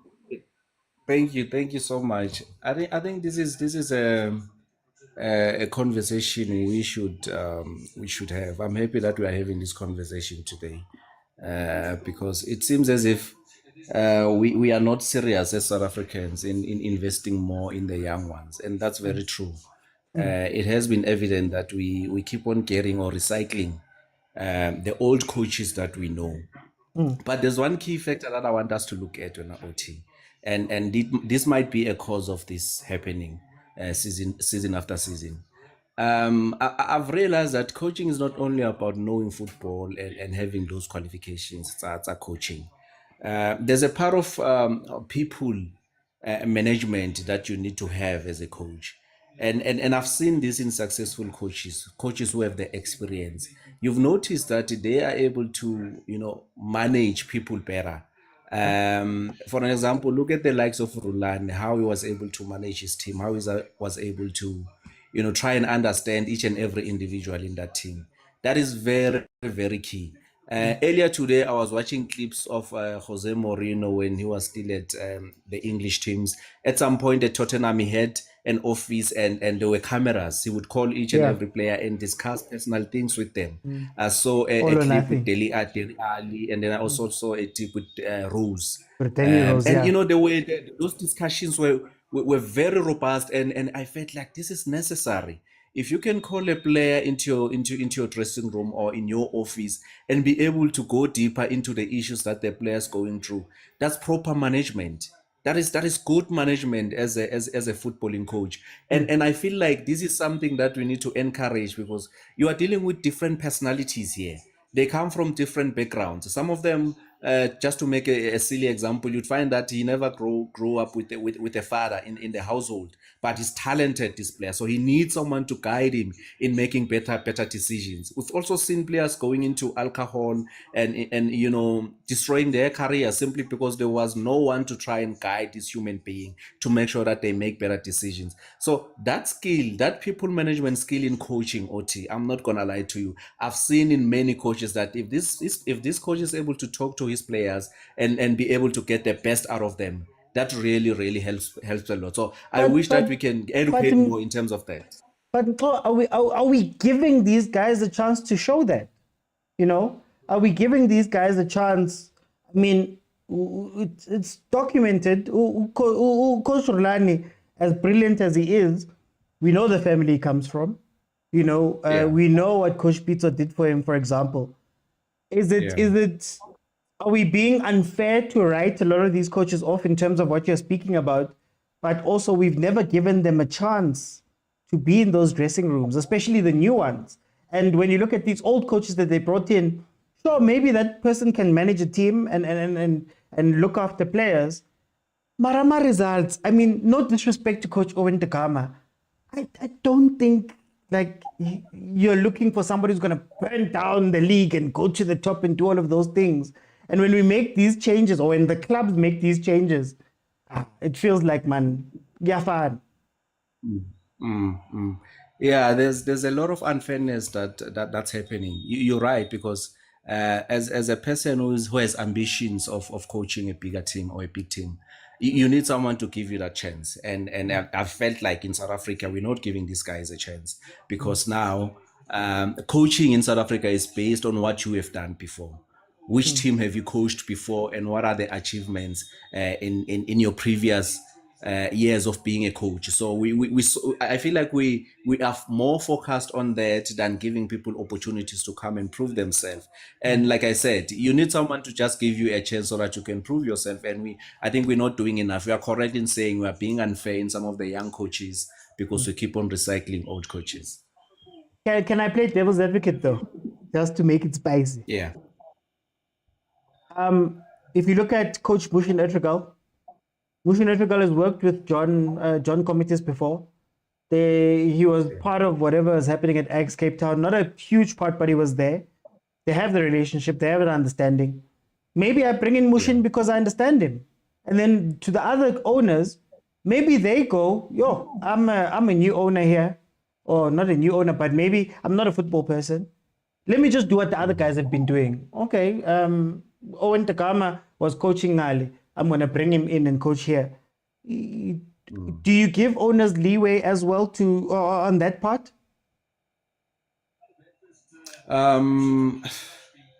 Yeah, because most of the time, it's their decision to make, and most of them are looking for results.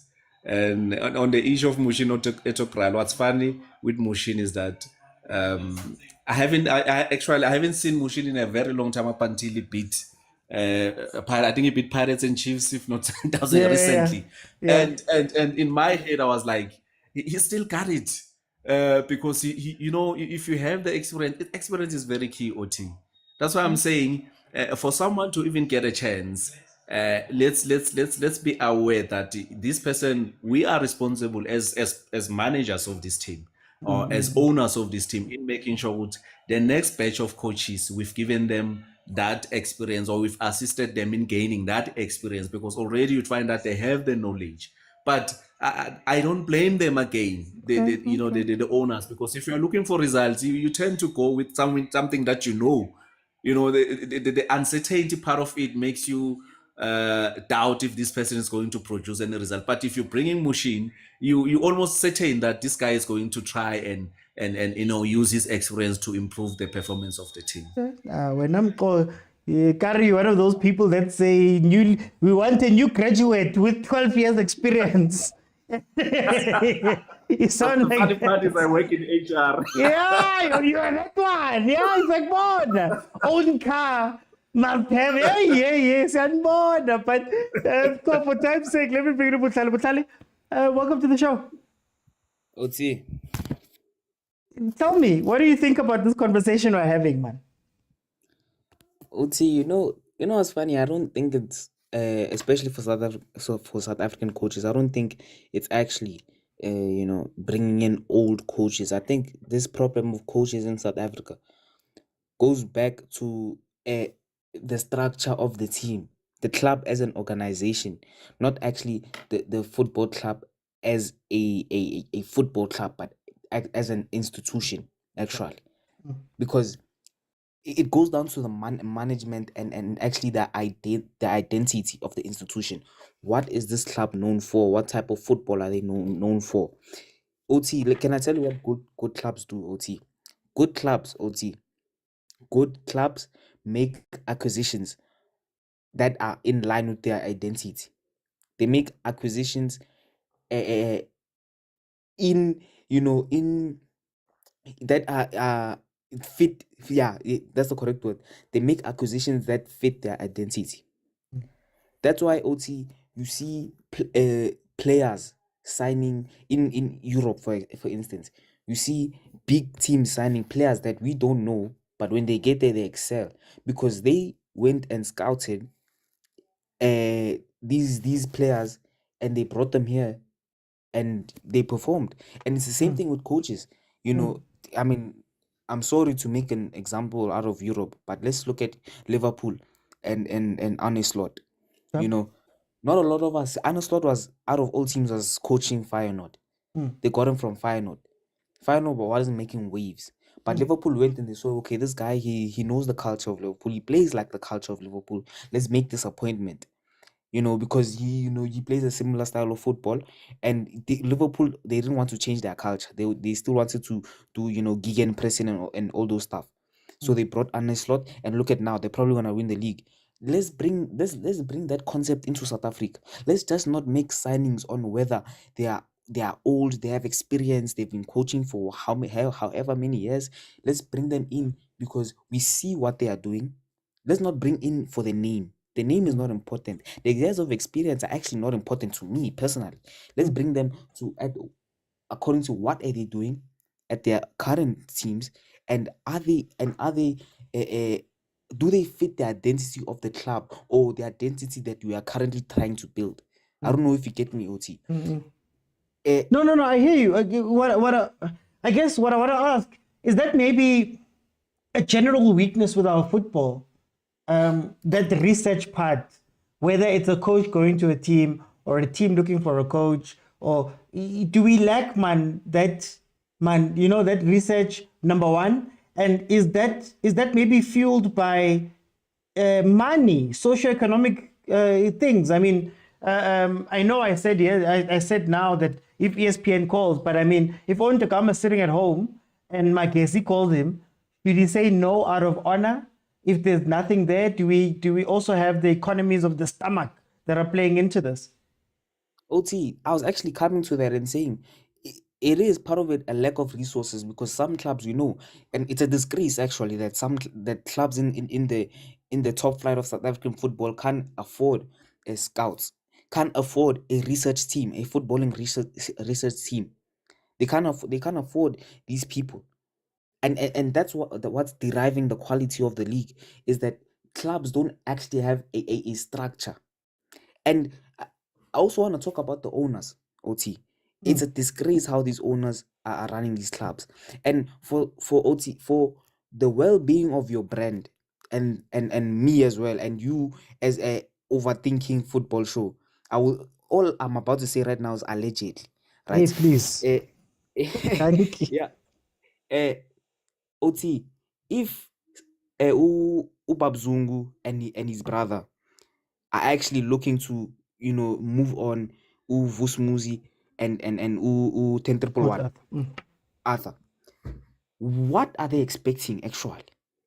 If you are giving this also goes for the owners of Chippa United in moving on, in giving Kwanele Kopo a contract over a couple of months that expires in the middle of the season. Imagine, OT, what is he supposed to do? What is he supposed to do? Chief, How, as a coach, building is a process, coach. Building takes years. How, when you give me a contract of 6 months, what am I supposed to do? What genuinely, what, because I can't implement my system in 6 months. You're not even gonna give me the resources to make those appointments in 6 months. OT. Genuinely, it's a disgrace, and it's disrespectful to the coaches. I think it also comes down to club owners. They should get that respect in them for the coaches. That's why the way you get that trust is getting a research team, getting a scouting network, and researching these players and seeing them for yourself. That does this coach or these players fit the identity of the club? And I think some owners in the PSL should not be owners. I don't know if they're in it for the money or they're in it for the status, but some coaches in the PSL shouldn't be in the owners of PSL clubs simply because they don't have the football brain. If you are an owner of a PSL football team, you should have the brain and also the business side. It's not one or the other. You should have both. If you don't, I was also for time's sake, I'm going to jump in. I just want to send a shout out quickly to Luyolo Dangezela with a 39 Rand super chat on YouTube. Hey guys, super chat. I got trains on the weekend. Yo, that sounds bad. I got train gifts on the weekend, and then my first super chat here. Thank you so much, Luyolo. Thank you so much, Luyolo man. Agent. Almost. Pause. Almost. Hey. Now OT, I didn't say it. My trail of thought has left me. But anyways, here's the thing. I think, why did you take Abutiku's out? I wanted him on top of me. Man. You see, you're also doing it now, but I'm not gonna say anything. As you grow older, OT, I think you instead of chasing slave queens, you want a baby mama, man, so that you can just settle. And I think that's where we are as club management. And I want to start here that now I support the management in recycling these coaches. Okay. The problem with, I don't want to use a certain term because it would look like, and given my history, but my problem with coaches is the younger coaches is they want to be peps before they can have a profile of pep. I can give an example of Coach Rulani, Coach Rulani wanted to be Pitso before he could have a profile of Pitso. You are an upcoming coach. Yes, Pitso had the access to do as he pleases with the transfer window because he has built that profile. He proved himself. You can't just come in and want to control everything. And I feel like that's where the problem starts with them is when they come in, they want to be treated as if they are Pitsos and the peps of this world. So my first problem is the egos.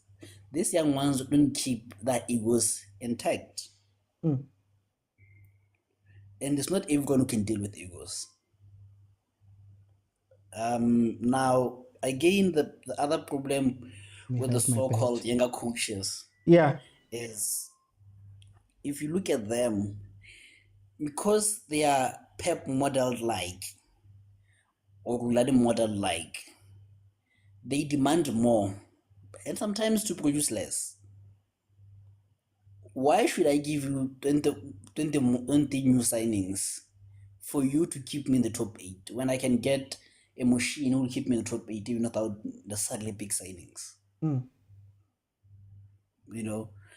with the coach, I'm not doing that. So again, look at the demands. So I think if they can keep their demands, and another problem is they want to skip steps. I'm glad someone mentioned Anna Slot.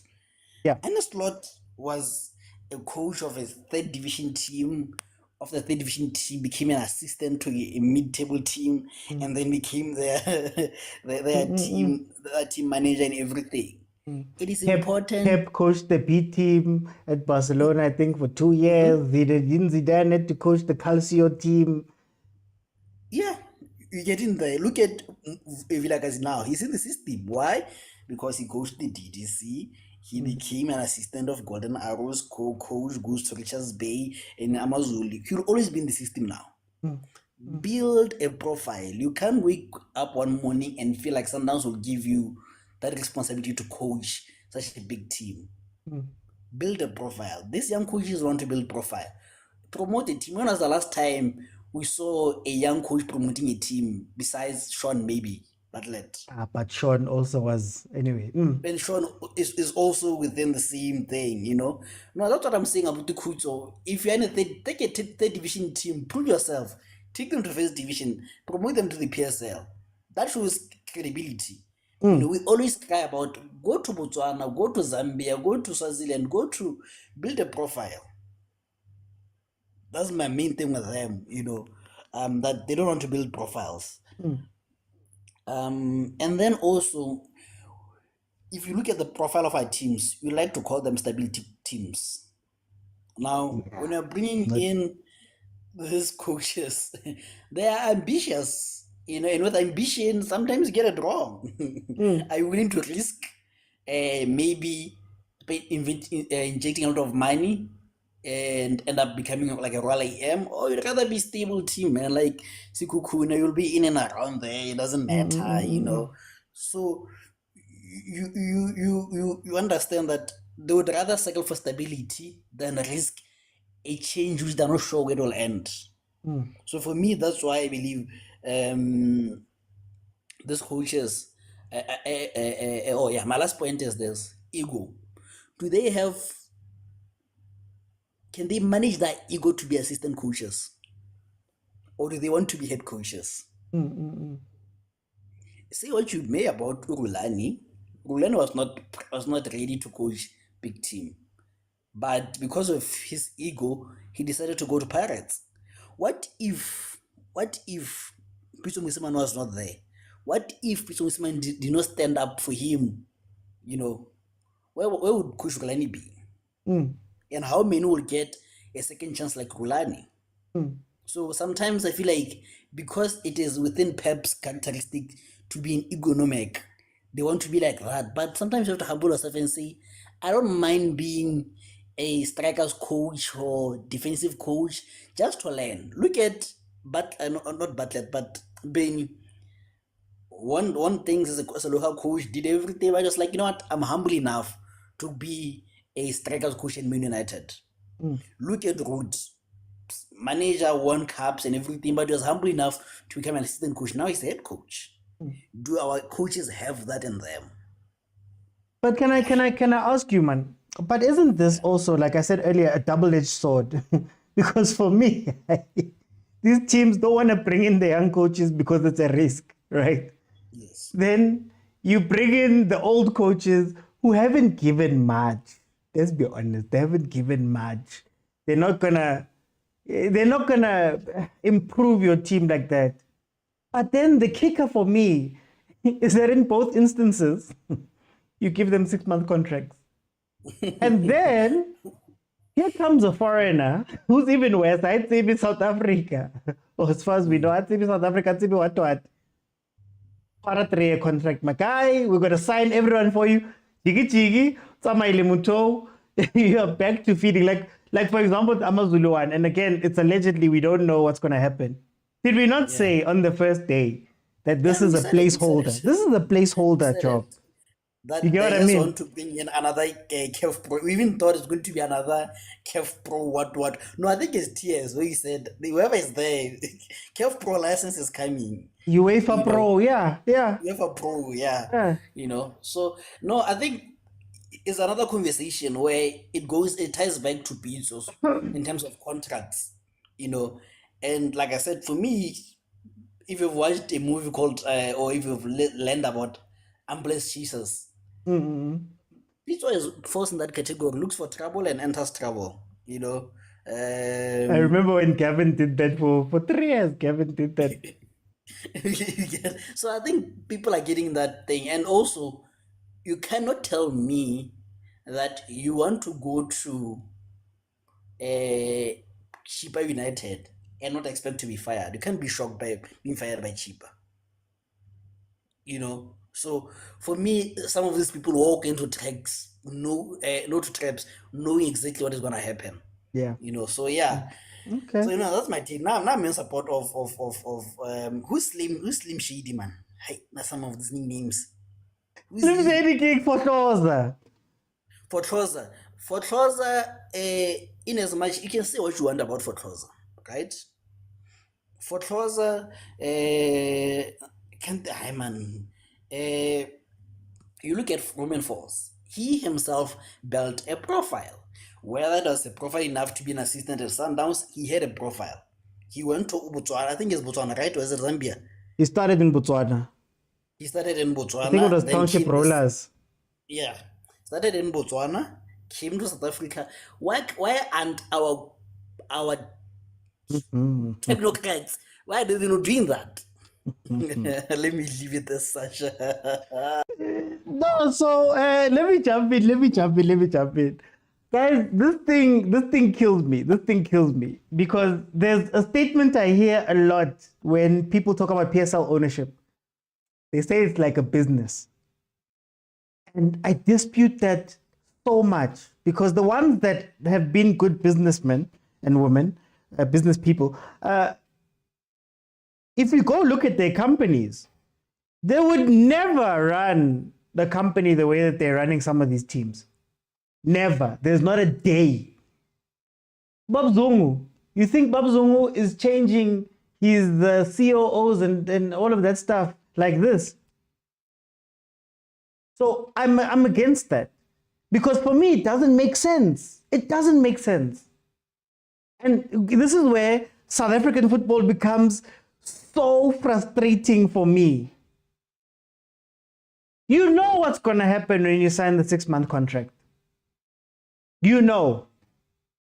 And Shem, to be fair to them, they don't complain. You just complain now outside. But you know what's going to happen when they sign the 6-month contract. You know that it's a placeholder. Because logically, it tells you what? You've got 6 months. Otswara team ena, end of the season, will review. They always say we'll review. So that means you are holding on to this space. They just need someone to fill the void. And it's even worse. Sometimes they even come out and they tell us about young black coaches and we're giving them chances, whatever. 6 months after, you then realize, or maybe they even know by now, that overseas balatile batu. They went and fetched somebody from that side and they're going to give him all the powers that you didn't get. You're not going to get a transfer window. You're not going to get any of that stuff. In fact, sometimes you're going to walk into that dressing room and the players are going to know that you are a placeholder. When we see problems in the league, half the time the problem is that the team has not empowered that coach. Pitso could talk like this at Sundowns because he's empowered. Rulani, for a little bit, he could talk the way he talked because he was empowered. Nabi can talk the way he talks because he's empowered. Jose Rivero can talk the way that he talks. Do you know why? They even fired people for him to get control. And other things happen too. But if you look at the rest of the league, guys, which coach outside of the guys that have been there for a while, Bo Gavin, Bo Steve Barker, and those guys, those are the only teams that have stability. On to the thing of the other coaches. Guys, there's no pipeline anywhere. I think it's the time for us to be honest, guys. There's no pipeline to anywhere. Who you know, how they relate to you, what relationship you have. It's easy for John committees to call Mushin Etrigal. They've got a relationship. And like it's easy the other way around. Mushin says he's been watching a lot of South African football over the past years, moved back to South Africa. It's easy for him to call John Committees and say, hey, John, you know, it's easy for Marumo Gallants to call 10 Malisel. Hey, 10. Zwagala, you know the team, you know all of that stuff. You may even know your role. Coach 10. Zwagala Zobamba for 6 months. We'll see what happens. A lot of our football is just ruined, honestly, by the depth of relationship. When we ask questions about contracts, it's relationships. I need to keep my relationship with Chiefs. There's some things that I have to say yes or no to. Allegedly. But there's some things. For example, because it's a relationship. Now, when you look at Liverpool and you look at those teams, sometimes the difference is that there is no relationship. They're looking for a specific thing. Okay, we need to replace Klopp. For the good of the business, we can't go and change everything. We need somebody who's going to be able to go and run this team exactly how it needs to run. Zidane's Banban is Banban. No, there's a guy that we found who's coaching in the Netherlands. He plays similar football to Klopp, Mleten. If our teams were serious, I don't even think it's about money. If our teams are serious, there's plenty of people who are coaching in the lower divisions or whatever that could make great analysts and what, and they could be cheaper. But in Kenya, Ispan. Then on to the coaches themselves. I will say this up until, Agent touched on it, I will say this up until, if Pirates does not want you now, they will not want you. If Baruma Callens does not want you now, they will not want you. Go and build something elsewhere. Go elsewhere. Ramon is now national team coach of Botswana. I know some people may look down on that. Look at what he's doing. Fadlu Davids. Was he the one that relegated Maritzburg? Fadlu Davids relegates Maritzburg. Has a relationship with Zimbabwe. Goes to be an assistant coach in Morocco. Now he's a head coach of one of the bigger teams in Africa. Like sometimes, man, like I think at times we are afraid of work. Like we're afraid of okay, build your profile. Somebody said here, build your profile. Somebody said here, do the PR work. Do those little things for yourself. I think we believe in merit too much sometimes. Go and shake hands. Go and meet people. Go and do this. Go and do that for your own good. I am not calling, man. It's TikTok telling me that I'm being inactive. Fadlu you. He was at Pirates. Him and Mandla held Pirates for a while. I don't know what happened, but I can maybe assume that Dr. Ivan, whoever looked at them and said, guys, you're not going to be the coaches. You have to pick. And he left and he did what he's doing now. We see it a lot with the foreign coaches. Mirandop went and coached in Tanzania for 2 weeks and came back. Fostoza jumped from Township Rollers to Marumo Gallants to Amazulu to Horoya to FIFA, then came back to Mamelodi Sundowns. Who knows where he's going to go? But the truth of the matter is that there is no pipeline and it's unfair. The way the PSL works, because the ownerships never really change a lot, if we're being honest, they don't change radically. They're going to use the people that they've used. I wouldn't be surprised if owners call each other and they say, hey, guy, kana kopa number ya smangmang man, ke batla umukenya kam. They cycle. Coach Caetano Tembo, for example, jumps around a lot. There's a lot of those type of things. If you want to be a coach that comes in, sometimes you have to be a former player. Coach Busmuzi Vilakazi, the former player. Coach CM, a former player. Coach Putimo Hafe, former player. Coach September, former player. Even there, I know you. I may have relationships with people. I make the phone call. I get a Coach September started coaching at Supersport, for example. So the new ones are, Shem, guys, hey, you're going to have to do something to get your foot into the door. And sometimes the PSL is not the door. But to cycle it all the way back to Pitso, guys, make the right choices, man. And I know it's tough and it's not easy. I'm not saying it's easy. I'm not saying you'll know everything. I'm not saying that Tina is perfect. Nati.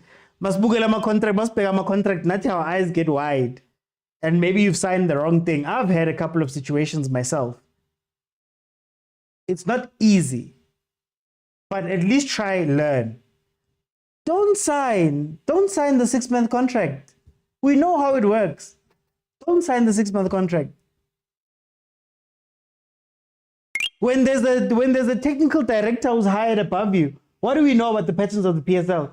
When somebody comes in and they say technical director, Shem, your time is gone. Soon you're going to be gone. Soon you're going to be gone. It's the patterns.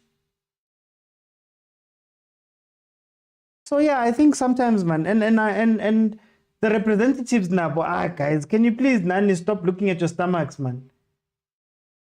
Yeah, we act as though all of these things come just because it's the only offer. Man, you must go and you market. Why are you sitting for 6 months? What are your agents doing and your managers doing? You're sitting for 6 months, 8 months. You are waiting for the 6-month contract. What are your representatives doing? Who's making phone calls on your behalf? Who's going out and, you get what I mean? Like, guys, I'm sorry, ne? I'm sorry. The other thing that I want to say is I'm sorry. It's not that you're building a new thing. We know the stories from all over the place. We know what they do. We know how they play the game. We saw Abu Nabi saying no to Chiefs, for example. Like, I'm not going to do this. I'm going to come back later. We know this. We know that sometimes you get an offer and you leak something yan so that you can play them against each other.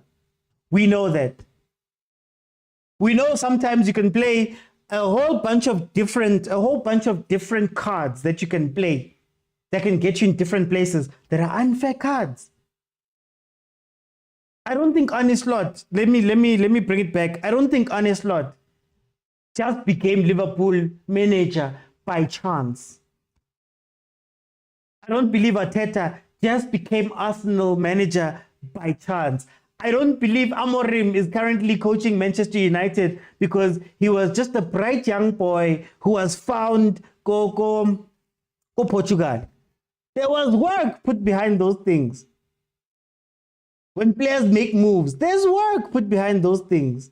Go Sporting, there's work put behind those things. You think Benny just woke up one day and he was the strikers coach at Manchester United? There's work. There's calls, there's positioning, there's branding, there's all of these things that you can that you have to put behind you in the real world. So, guys, this is how it is. Hopefully, man, people learn and leverage the things, man. Leverage the things. I still feel like as South Africans and as Africans, we don't know how to leverage people and the power of the fans. We don't know. There's some people who have a lot of things. Some people have a lot of things that if packaged correctly, they could be gone because of public perception. Nati, we are learning those things. I'm not going to act like I'm perfect. Nati, we are learning those things in real time, Nati. But we have to, man. Hey, we have to learn. Or else these guys are going to keep getting the jobs. Is it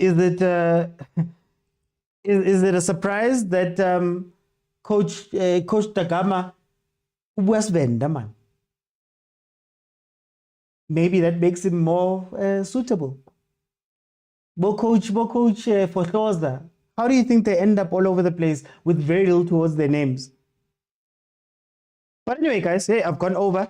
Monday to Thursday, 7 p.m. No, Tabang, I'm just saying. And again, it's not easy. I hope you guys don't think that I'm saying that these things are easy. It's not easy. It's not easy to look at a 6-month contract and say, I'm not going to do it. It's not easy. It's not easy when you get the contract to send it back and say, nah, and like I want 5,000 rand more. It's not easy. Really, it's not easy. But sometimes you got to look at the long run. What does the long run say? You took this thing. You finished 15th. Hey, now you're in a scramble to try get another job. You took this thing. Now they look at you a certain way. Now you've allowed it once. They're going to carry on pushing you on that one. Now you are the coach that we call.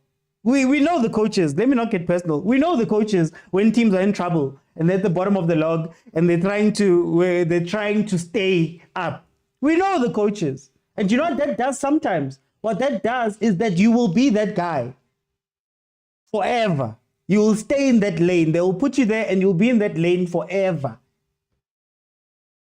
Off of some moves that you made. And maybe now they're fine with it. It's cool. Mara, for our football, I don't think it's moving us forward, to be honest with you. There's a lot of fresh blood that should be mentored right now. Think about the league. As my last thing that I want to say. Think about the league. Think about how long Abubab Irvin have been running the league and been holding the league.